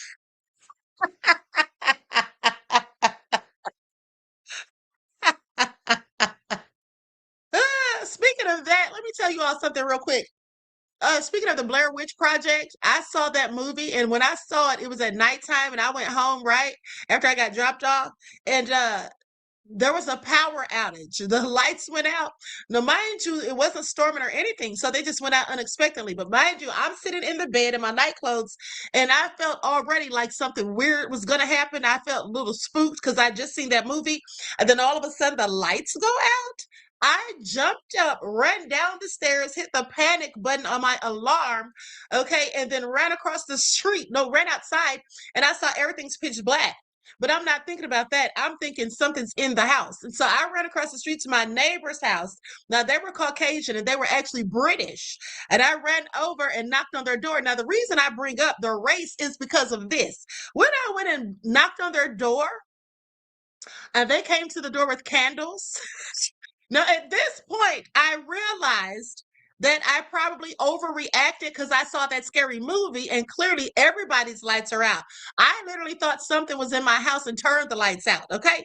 But by the time I knocked on their door, it's too late to turn back, okay? I don't want to look like a fool. So they were like, what's going on? I'm like, oh my God, I think somebody's in my house. And they were like, are you? I said, I think somebody's in my house and it's dark or the lights are out or whatever. And they're like, oh, you want us to go and check? That's what white people do. You want us to go and check? Now let me hear any black person who would have said that. You already know the answer. Okay? The black people would have taken off running with me as soon as they saw me running out of my house. Going to check? There's no way. Okay, there's absolutely no way. But white people, they will run to the danger and will run away from it. That's why you see them in scary movies, okay? And that was also hilarious. But anywho, let's go to this next clip because this was creepy. Okay, likes up, everyone, please like and share.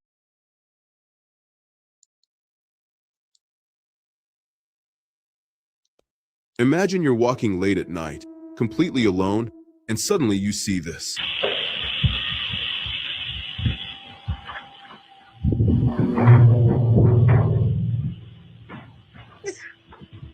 What in the world is that? This short clip went viral online for a very unsettling reason.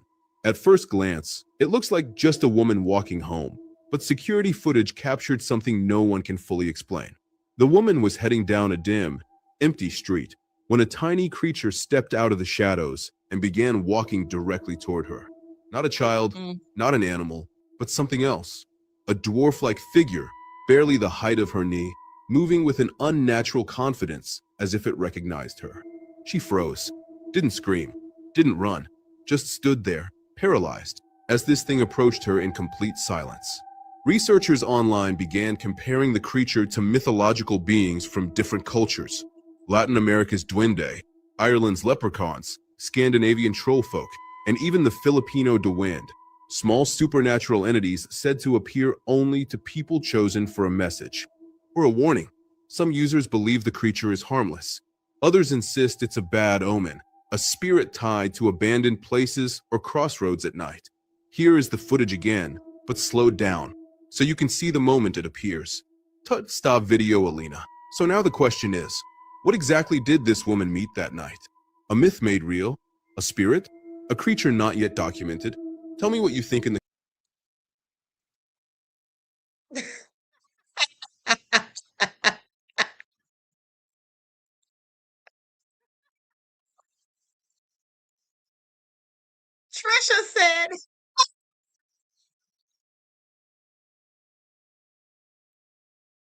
Trisha said, it was a bow-legged elf. Reggie said it's a gnome that comes to kids at night. You all are nefarious. Let me tell you all something though. Okay, I've seen something like that. I saw these things, I'll never forget. I saw these things when I was like 19 years old. 3 of them, they were very short like that, and they were transparent, like little ghosts, like little spirits. Okay, I was asleep in a room, and those things, something woke me up out of my sleep, and they were peeking at me from the door. I kid you not. I kid you not. And I always sleep with a Bible next to my bed till this day. I still do. And I picked up the Bible and I started reading the 91st Psalm. Okay. And these things ran and attacked me.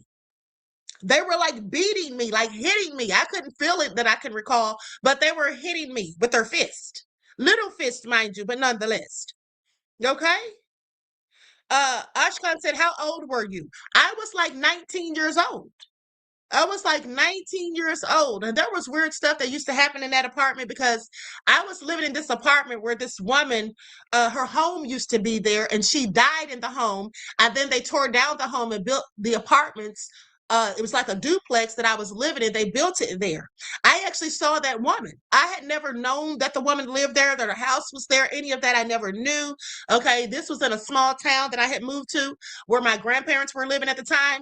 And so long story short, one night I saw that lady in the hallway pointing at me, like yelling at me, like pointing her finger. Now, there was no audible voice, but I'm just saying you could tell she was angry and yelling and pointing her finger, probably because I was on her property. But I told my grandmother about it the next day, and my grandmother told me who that lady was. I described her to a T. She had on this long dress like they were like in the old days, and she had on an apron, and she had a head wrap on with all of her hair wrapped in the head wrap, and she had on these big earrings, and she was dark skinned and she was heavy set. Kind of could remind you of the lady that played in Gone with the Wind, okay, and Hattie McDaniel's character, but smaller, a little slimmer, but she was a plump lady nonetheless. And my grandmother said that was the lady that used to live on that property, and she told me about that lady's house and all that stuff. So that was weird. But seeing those 3 little imps or whatever you call them in that house or in that apartment. And then here's the thing, years later, when I was working, after I moved to Atlanta, I was working this job, and I had this coworker, and she was talking to me one day, not just me, but talking to some of us in the break room. And she mentioned that when she was a little kid, her and her sister used to have these 3 little elves come and play with them. And I said, what did they look like? And she said they were transparent like little ghosts. There was 3 of them. And I said, I think that's the same thing I saw. But they didn't come to play when they came to me. They were fighting me, like beating me. Okay? That's all crazy. That is all crazy. I mean, I have experienced absolutely paranormal phenomena, and it has a lot to do with the fact that I have spiritual gifts. Okay. It has a lot to do with that because people who have spiritual gifts, you will absolutely see these things more so than other people because you're tapped into other dimensions because of your spiritual abilities. I actually think that everyone probably has spiritual abilities, but people just don't know about it, don't believe in it, don't use it, and so it lies dormant. Okay. That's okay. American King said The Exorcist. I don't think it was that serious, but something similar, maybe.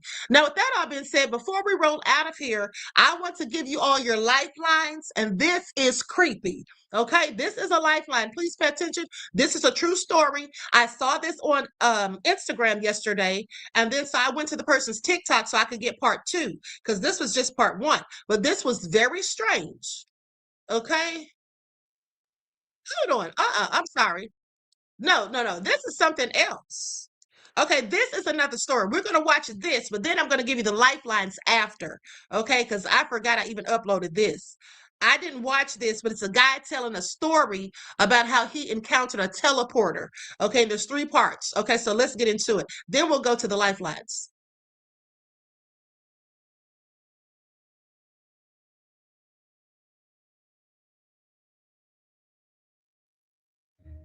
At a certain petrol station, and I knew I was alone in that washroom. It's a very small washroom, basically. So there's a urinal, there's a sink, then there's a door that opens into the WC area, which is also very tiny. Yeah, like basically you can't be 2 people in that place without knowing. Okay, so I knew I was alone because I'm also the one who unlocked the gate that leads into this place. I got in the key from the watchman, from the guard, opened the gate, entered this place. I know I'm alone. I used the urinal. I went into the WC area, blew my nose, threw a tissue in the toilet, flushed the toilet, came out, and now I'm at the sink. I'm washing my hands. Now this place is so small that if you're at the sink washing your hands, for someone to enter the WC area, you need to move out of the way because the door opens outward towards the sink. So anyway, so I'm here washing my hands. All of a sudden, I hear the toilet flushing again. So I'm like, what? I'm like that. So I thought maybe I'm imagining it, but then there's another story I'll tell you about that's connected to this. So it reminded me of somewhere else that place was haunted. I'm not gonna lie to you. Yeah, I had some weird experiences there, and one of the things was the toilet used to flush itself when you're alone in that place at night. It never used to happen during the day. But anyway, I digress. So the moment I heard the toilet flushing, it took me back to that, and I started thinking, I'm like, wait, that's weird. What's going on? I was just in there just now. And then, as I'm still thinking about this, I hear like trousers rustling, like when someone's putting on their trousers after doing the business, and you can hear the belt and all that stuff. So I'm like what? So I was feeling so confused. I'm like, what is going on? Yeah. And as I'm still processing it, the door starts to open. So I move out of the way. I don't even know who or what is gonna step out of this place. The door opens all the way and some guy comes out. I'm telling you, I got goosebumps, man. Like all the hairs on my body seem mad. I didn't know what was going on. So this guy comes out, still adjusting his belt, and then he walks to the door. I look at him, and then I ask him, when did you come in here? He just looks at me and just goes like, something like that. And then he just proceeds to walk out. Man, I was so confused. I'm telling you, goosebumps on another level I've never had before in my life. So I follow him. He exits. I follow him. I go and I stop at the corner. I watch him. He takes a right. I follow him. I go stand at that corner. I keep watching him. He keeps going. And then he stops. He turns. He looks at me. And then he turns and keeps walking. And then he stops in front of another gate. So this gate is the back entrance. There's a staff entrance to, there was a pizza in there. So he stops at that staff entrance. He turns, he looks at me again. I'm still looking at him. And then he turns and walks. It was just slightly around the corner, so I couldn't exactly see, but I knew what was there. He said, then he went in and disappeared. Now let's go to part 2. This sounds nefarious.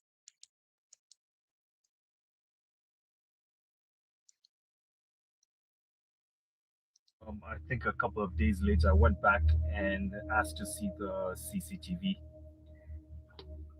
So they asked me why, and I just told them, something happened a couple of days ago, and I just wanted to just review the footage and see what's up, just to verify. So they let me watch it.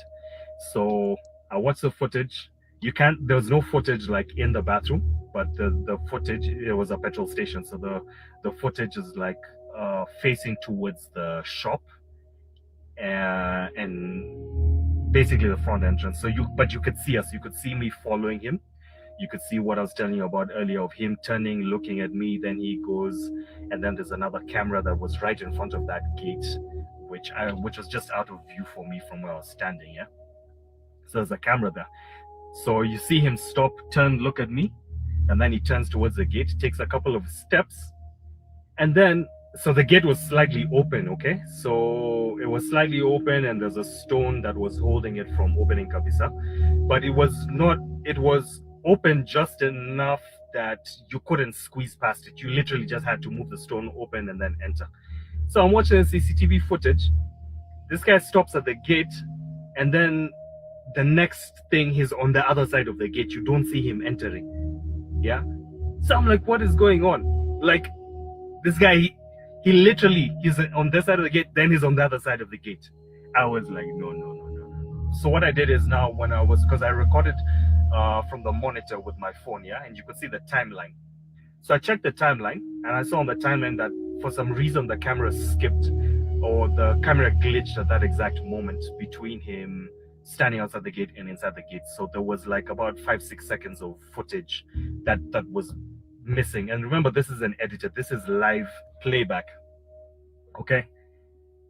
But it's so weird that it glitched at that exact moment. But now what I noticed was that there was a camera on the inside, on the other side of the gate, now facing inward. So I asked them if there's footage, if I can see footage from that camera. They told me that's not one of the cameras. That camera belongs to Pizza Inn. So I should talk to them. So I'm like, okay. So I talked to the manager. He's chill about it. He's like, yeah, it's like, sure. So he takes me in to see the footage. So now this thing happened on Tuesday. It happened on Tuesday morning. This is now Thursday. This is now Thursday morning, yeah? So we go to the monitor and he starts trying to pull up the footage. Then he's like, hey, this is strange. So I'm like, what's up? He's like, for some reason, the camera hasn't recorded the last 3 days. So the camera stopped recording Tuesday morning. So it didn't record Tuesday, Wednesday, Thursday, these 3 days. So there's footage of everything before that, but not from that, the moment this particular thing happened. And I just found it even more strange. I'm like, why were there camera glitches around this event? Why, like, so for me, it just kind of added to the mystery, because I was like, it doesn't make sense. Like, why would the camera glitch? Anyway, it's crazy. It's crazy. I still think about it sometimes, and I still don't have answers about it. But all I know is that this thing was real. This thing happened, and I still can't explain it. Okay, so days later, after posting those 2 videos, there's a part 3 that he posted, which I haven't heard. Let's go to the clip. Like, too much into it, but this is definitely one of the topics that I think we should talk about. Basically, there are people among us who are not human. Yeah, there are people who are basically like demons in human form. There are reptilians in human form. And I've also heard stories about people who've encountered vampires in human form. So there's 2 types of vampires. There's energetic vampires, which are more spiritual beings that you don't see like physically. They don't have like a physical appearance, but basically they leech on your spiritual energy. Now, we've discussed these energy vampires. Some people call them psyche vampires. We've discussed that at length on the spiritual channel. And then there are physical vampires that inhabit physical bodies, and these are the ones we hear about who suck people's blood and all that stuff. This is a topic for another day. It's inevitable that we'll talk about this. But basically, the bottom line is that there are people among us who are not human. Not everyone who you see and not everyone who you cross paths with is a human being. Some people are not from here. Okay? They're also shapeshifters, beings that appear human like this, but then they're actually not. Yeah, they can take the form of different things. They can even take the form of a cat or even an object. Oh my goodness. He said a cat. Okay, I literally have seen that. Okay, I literally have seen that. I'm not going to get into it now because I want to go ahead and finish this up, but just remind me on tomorrow night to tell you all about it. And that kind of thing. Again, topic for another day. We'll discuss that. So one of my thoughts about this, and also some other people suggested, was that this guy was not human. This guy was probably like one of these type of creatures, like in human form. Yeah. One of my other thoughts about it was that this guy maybe was a human, but then this guy is into some kind of witchcraft, and he probably did some kind of incantations to open the portals and to move between portals. What is really well known, especially in Africa, to be used by beings and witches and stuff as portals. Yeah, there's a lot of portals, especially if you live in the coast or you've heard the stories from coast, you will hear this a lot. Yeah, there's a dream also that I had at some point that I'll tell you about that also kind of confirmed this to me. That's to do with the marine kingdom. We'll get to that also. There's just so much stuff to talk about: marine kingdom, mermaids, and that kind of thing. So anyway, I believe that this guy, through incantations, was able to use the water as a portal. Yeah, which is why even people in the comments were saying this, that toilets are portals, and it's legit. This is actually a very legit thing. The spirits, there's certain types of spirits that are associated with toilets, and again, topic for another day. Yeah. So anyway, so bottom line was this. So that was one of my thoughts, but the other one, as some people were suggesting in my original life, was that this guy is not human. This guy is one of those beings that's walking around pretending to be human, but is not human. Yeah. And someone talked about how these type of beings actually, one of the places that they target is like restaurants. They work in food places. Apparently that's a common thing. This is why you always need to pray for your food, because you do not know who's touched it. You don't know who's handled it. Leave alone the fact that this guy didn't wash his hands, but it was the least of my problems at that point. You don't know who's handled your food. You don't know who's working in the kitchen. You don't know who's an agent of Satan. Yeah, because there are satanic agents. Absolutely. Now, what he said about toilets, I hadn't heard that before, but it does say that spirits and supernatural entities are deeply rooted in toilet folklore across various cultures, particularly in Japan. These myths often involve ghosts or demons inhabiting toilets, such as Hanako, San, Aka, Manto, and Akaname, which serve as modern urban legends or traditional tales, often stemming from the idea of toilets as liminal, dark, and intimate spaces. Very interesting. But I tell you what, I do know that mirrors as well as closets are portals. Okay. This is why some children are afraid to sleep with the closet open. Or they say they saw a ghost or something in their closet. Okay, you all have heard the stories, I'm sure. Now, with that all being said, let's continue. Ocean Soul says, looking to buy a house, felt ill at one. It had a Ouija. Well, you know, Ouija boards definitely are not a good thing. People use them to contact spirits, and sometimes, probably most of the times, if not all, those spirits are malevolent spirits, okay, i.e. demons, Nephilim, something that wants to do you harm or bring you a bunch of bad luck or chaos, pandemonium. When you think about the word pandemonium, which means chaos and confusion, it literally has the word demon within the word, pandemonium. Okay, pandemonium. So with that all being said, that's exactly what demons cause. All right, and pan meaning all demons. Okay, so now with that all being said, let's go to the lifeline. Because these people went to an Airbnb in Plantation, Florida, and it all seemed to be similar to, if I had to compare it to something, I would say it sounds like somebody was trying to do them like maybe the movie Get Out, okay, or something like that. Let's get into it. So me and my husband almost got kidnapped in Plantation, Florida. Which was listed as under white people. It was listed as Fort Lauderdale on Airbnb.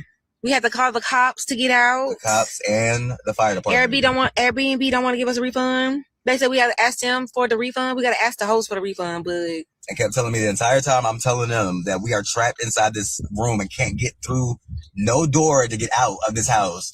They said I'm going to contact the host, and they contacted the host. Both locks were like, who goes to an Airbnb and the locks are on the inside?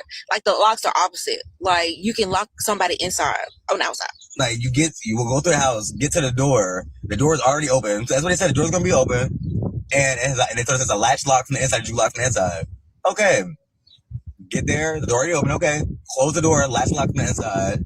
Go to the bathroom. Try to come back to the door. The bottom lock to the doorknob is locked, but the lock is on the outside. Mm-hmm. It's a turn. It's a key lock. It's not a push where you can put them in and push it. It's a key lock. A key lock now.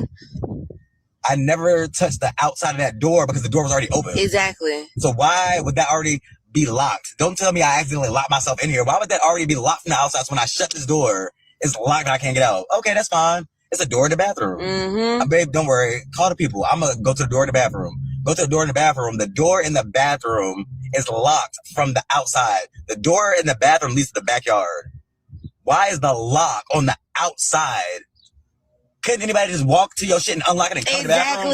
That makes no sense. Why the lock from the outside? Exactly. It's a turn lock on the inside door too. You can turn it and lock it, but when I unlocked it, I turned the doorknob and I can't get out the doorknob because the doorkb is locked from the outside. Exactly. And they're gonna ask us, do we got a butter knife or a key to get out? Bitch, what are you talking? We came here to use the bathroom to see what the fuck the Airbnb look like. What are you talking about? So maybe can y'all find y'all can find in there like a butter knife or a key? Send us a video of the door so we can see what y'all looking at. Do y'all even live in this house? What do you mean? We are in the room. We are in the room. We're in a shared Airbnb. So we're in the room. We're in the room. What do you mean? Do y'all live in this house? I'm like, what do you mean? She sent you a video of the door. Eviction notices on the door. 3 eviction notices on the door. That's why we opened all the doors and was looking through this shit. We was only in there for like 10 minutes just to look at the house and went to the bathroom and got locked inside the house. Insane. Called the cops. Called the cops. God bless us. They help us get our refund. Fuck that refund. They need to investigate that house. Like, yeah, honestly, because this is really like a kidnapping situation. Because why is it locked from the outside, bro? It's really like some Jeffrey Epstein stuff. Like the windows are blacked out, like the pictures in the Epstein files and everything. It was weird. I'm like, okay, maybe we can open the window. Maybe we can get out the window. Open the window fucking blacked out. It was blacked out, like locked. It was weird. Could not get out. Could not get out. Like, what are y'all talking about? The cops. I'm on the phone with the dispatcher trying to get the cops over there and everything. And while she on the phone with the people, oh no. We can. What they say? We can get our tenant. We can get like when our old tenant still, cause we know him. He stayed with us a long time. And I'm like, okay, you got a tenant. I did hear somebody I was like, okay, they on the other side of the door because I hear somebody walking around there. They're like, no, nobody's in the house, but he's gonna come from the other side of the door and let y'all out through the bathroom. Let us out through the bathroom. Now Airbnb support calling us back. Now, I want you all to think about that. That sounds real crazy. Now, for those of you, someone asked what address to this Airbnb. Well, the address is 7351 Northwest 9th Street, Plantation, Florida. Okay, I don't know the zip code, but it's in Plantation, Florida. Now, let's go to part 2. I find this also interesting, okay, because here's the thing. They were told that someone would come and let them out from the outside door. Why do you have a door leading to the outside that's locked from the outside? Make that make sense, okay? Because it clearly makes none to me. This sounds like somebody was trying to do something nefarious to them. Please pay attention. This is part 2. Okay, so we don't got. Listen, don't worry about that shit. Okay, my wig is in the suitcase. Don't you worry about the wrong shit. We were talking about serious shit. So we are in the hotel now. We had to get a whole hotel. Listen, it took us. What time is it now? It's 9:02 p.m. where we are. And when this all happened, when we first walked through the door, it was like 1:40 or 1:30 earlier. So, but it took us until 6 o'clock really to find a hotel and be able to set up because it's Easter weekend. And I'm like, it's Easter weekend. I didn't even know we was close to West Palm Beach. We were close to Miami. Yeah. I'm like, So listen, we. Now, this happened to them recently because they posted this video like 3 days ago. Okay, please pay attention.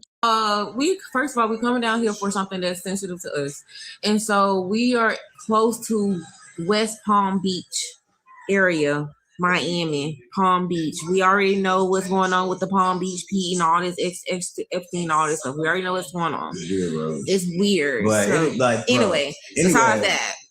So they saying she's still on the phone. I already called the cops and everything. They're like, and I called 911 dispatch and everything. They're like, okay, the fire department is on the way to center. I was like, okay, so I hung up. She's still on the phone with the people. People talking to me, okay, well, our tenant is gonna let you out through the bathroom. And she said he's gonna let us out through the bathroom because he's right across from the bathroom.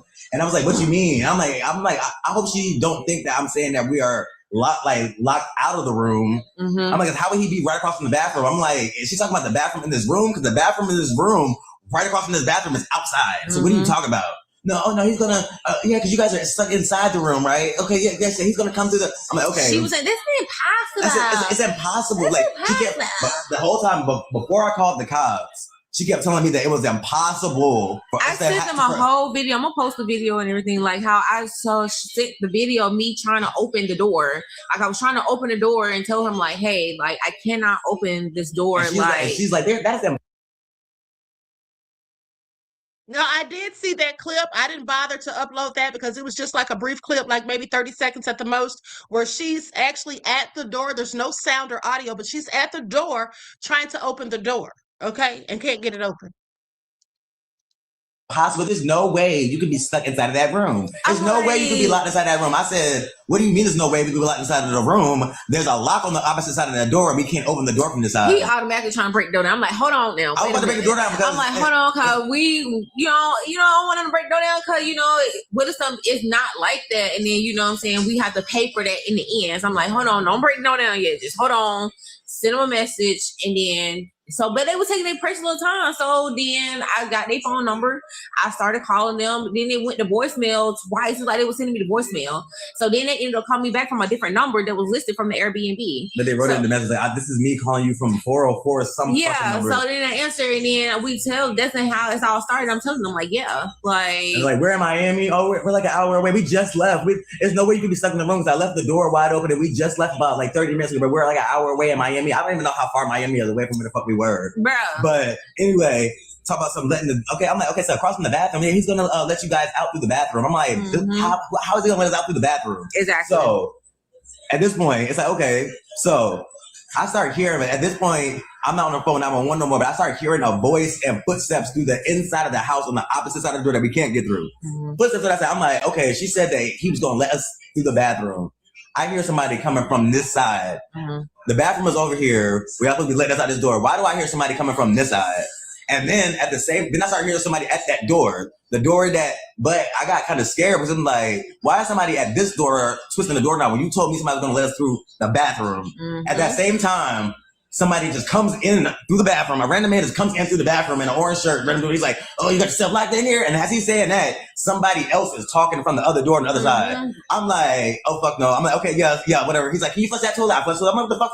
Oh, that was the cop. Yeah, but I'm saying, but we didn't know that was the cop. Yeah. That's what I'm saying. I didn't hear people from the store. It's like, he's like, okay. So he started leading us outside. Like, we go to that door, I see outside. I'm like, okay, bet I don't give a fuck what he's talking about no more. We going outside, guys. I'm like, she's still on the phone with the people the whole time this is all happening. Yeah, the girl told me, I'm gonna lead you guys out. I'm gonna stay on the phone with you so you guys get out of here. This dude is leading us out through the backyard. I'm like, bro, why are we coming out through the back fucking yard? Why does this door lead to the backyard? I'm like, where's the gate? Where's the gate to get out? And then the gate, you kind of got to go around the gate. And then you got to go around this whole fucking shit and then go out through this gate. Then we get out through the gate. When we get out through the gate, I don't even see the dude with the orange shirt ever again after that. We got out the fucking gate. And it was red. It was a red shirt. Red, whatever. We get out the gate, and then we get out the gate, and we try to run to the car or whatever. He had a random dog. Yeah, he had a random dog. Cause this is serious. Like, bro, I know it sounds like it's all over the place, but that's how, like, bro, we really are just like upset and scared and frustrated. I get to the car now. I'm trying to get into the car. We never even locked the car door. Yeah, that's how fast we was in there. We just wanted to use the bathroom and come back. I'm getting to the car door, and I see a cop I see the cop coming from out of the house. He coming from out of the house. And he said something to the dude. I don't know what they said because I wasn't paying attention. Now I'm inside the car with my window rolled down. I'm in the car and he's like, are y'all okay now? Are y'all okay? I said, no. Then we both said this thing. Like, no, that was weird. Like, when I said, no, he said, no, that's weird. And he was like, and I was like, then I explained to him the entire situation of what just happened. And he looked at me and said, well, maybe the door had a weird design. Yeah, maybe it's probably just a weird design. I like a weird design. What do you mean it was a weird design? Like that don't make any sense. Why in the hell, if as an Airbnb, that you have the door, the lock is on the outside to where it's not for that. That's a safety hazard. Exactly. What are you talking about? Like the lock is on the outside to where somebody else is locked in, then you can lock them inside on both doors. Like both doors. How are we stuck in here both ways? And the window is all like. Exactly. And we only ran in here to use the bathroom. What if we didn't bring our phones in there? What if we ran in there to use the bathroom and didn't bring our phones in there? We would have been in there banging on the motherfucking doors, just banging and screaming. Banging. And then on the Airbnb pictures, we gonna post those too. Like, it looked like it's just like paint. It looks like it's just painted, but it's really like not. You know what I mean? Okay. Yes, that's what fucked with my brain when I booked the room, because on the pictures of the room where it's booked, it looks like a sheetrock room that's painted white. Mm-hmm. And I'm like, okay, that's just a regular room. I'm like, okay, but when you get in there and we got the light on and the fucking door is shut, the room is concrete. It's concrete. The room is concrete, and it looked like it's painted like the concrete was painted white. Yeah, this is not regular. These walls are not fucking regular in this room. Like not regular. Like, what is this? Like, and then the beds, you got one bed over here and one bed. And y'all know how the Epstein files is, how you got one chair in the middle and you got this over here. This like that's really what it looked like. Like, so and then they got a random mirror, and then he said he got a pig, pig in there. A random pink fluffy toy. It was a fucking picture of a monkey on the wall. We couldn't even, a disco ball. I'm like, what kind of decor is it? We couldn't even wrap your mind around the decor before you locked in the fucking room. Like, it was, like, insane. Reggie says, did they read the reviews? Clearly not. Okay, or maybe they didn't have any. Now, Pris says it's a shared Airbnb, so locks are for them and for the people on the other side, like a Jack and Jill bathroom. No, absolutely not. Absolutely not. This door, one of the doors in the bathroom led to outside. Now, why would you have a bathroom door that locks from the outside? You could literally be in there using the bathroom, and someone from anywhere could come and get in. Just walk in, unlock the door and walk in. So that makes no sense. Second of all, that's not what it was from the sounds of what they were describing. But also, who locked it? Even if that were the case, who locked the doors? Because they did not. Those doors were locked. Both doors locked from the outside. Okay, I think it was the owners. And I think that's who they heard walking around in there too. And at the end of the day, when they called, and then someone said in the chat that they likely had mirrors in there. Absolutely, I believe or cameras. Absolutely, I believe they had cameras in there and knew exactly what was going on. And for the owner to be so adamant, saying there's no way you could have gotten locked in there, feigning stupidity. Okay, as acting as if you don't know or understand or can't comprehend that they were locked in there when you know darn well that you have locks on the outside of those doors. You know this. It's your property. And then for them to say that they have been, they're like all the way in Miami. Okay, please. They were probably right around the corner. Okay. The only thing is, after they let them know, the owner that is, after the couple let the owner know they were going to call the police, yeah, they probably didn't want to have to talk to the police about it. So they said they're out of town or they're far away or whatever. That's probably what that was. I find it also interesting, but the police should have taken that a bit more seriously and started investigating to see if anybody's been coming up missing in that area or anything like that. Find out about reviews and all these other things, because that sounds suspicious. That sounds like Get Out. Like they're luring people there under the guise that you're renting an Airbnb, and then you get there, and then what's up with the strange decor? Okay, I'm sorry. It's not given that it was actually to be used for an Airbnb. You got a picture of a monkey on the wall, a disco ball, okay, a strobe light. Who even uses those anymore? Doors locking from the outside. Okay, please make it all make sense. It definitely sounds nefarious.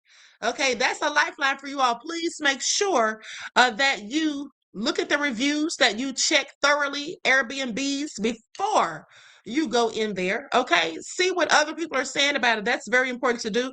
But also, anything that even seems vaguely suspicious, yeah, I would be hightailing it out of there real quick. And let me say one more thing. To the guy that told the story about seeing some strange person who showed up out of nowhere, asking if they could tell him where the club was, and then asking them if they wanted to go, and then they met another person and that person went with them. Let me tell you something. There's no telling what happened to that person, because there was something definitely wrong about that whole scenario. You're asking these people to go with you somewhere. You don't know them. They don't know you. Why would they want to go to a club with you? And then they clearly were adamant because they asked them more than once and then wouldn't ask someone else. So I think that's something probably to do with trafficking, perhaps. And let's not forget they traffic men too, usually for sex slaves as well, or for hazardous work conditions where they have them working for free for maybe 12 to 16 hours a day. Slavery, okay?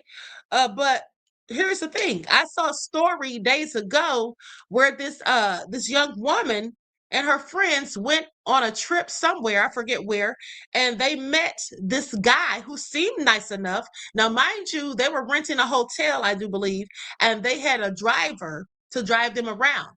Well, this particular day, they went to a club and they met this guy who had a lot of money and he seemed to be nice looking or whatever. And so he ended up entertaining them for the evening. Now, when they got ready to leave, they told the driver, or before they got ready to leave, they told the driver he could go ahead and they were going to ride with him. So they end up riding with this guy and he drops them off. 2 or 3 of them, I forget how many it was either 3 or 4, but he drops all of them off except for one, because this young lady wants to hang out with him some more. Okay, she was supposed to be going to his place to hang out or whatever, and then ended up, they decided to go back to the club. Well, the friends never heard from her again. They didn't hear anything from her, and calling her phone, no answer. Well, then come to find out, she was dead. Okay, because the driver, their driver, actually called them that night and said, "Are y'all okay?" And they said, "Yeah, we're all fine." And they said, "Well, but so and so, whatever her name was, didn't come back." I think he called them the next morning. But anyway, he called them to see if they were okay. And they said, "Yeah," but they said so and so didn't come back. She left with the guy that we met at the club, and we haven't seen her, and she's not answering her phone. Okay, so with that being said, come to find out, she had died. Her and the guy had been going back to the club, and apparently he was a rug dealer, okay, selling a street pharmacist, if you will. He was a businessman, but on the sidelines, or he was acting or posing as a businessman because he had properties or whatever, but he acquired those things through selling illegal substances. And there was a whole hit out on him, apparently, and she just happened to be in the wrong place at the wrong time. You see, that's why you can't just be hopping in the cars with anybody and everybody. That's why you can't just be going off with anybody and everybody just because you meet somebody, they look nice or they look like they have money. Okay, at the end of the day, if you don't know these people, it would behoove you to carry on your merry little way. And especially if you're with friends, if you come together, you should always leave together. Okay, that's always been my rule with my friends. If we come together, we're all leaving together. I don't care who you meet. Okay. Now, with that all being said, I want to thank you all for tuning in. Please like and share the broadcast. I will see you all in the morning with your morning wake-up call. And until next time, beloveds, each one teach one. That's how we grow and thrive. Do something productive, constructive, but never destructive. And always remember to keep the Most High first in your lives. Until next time, peace.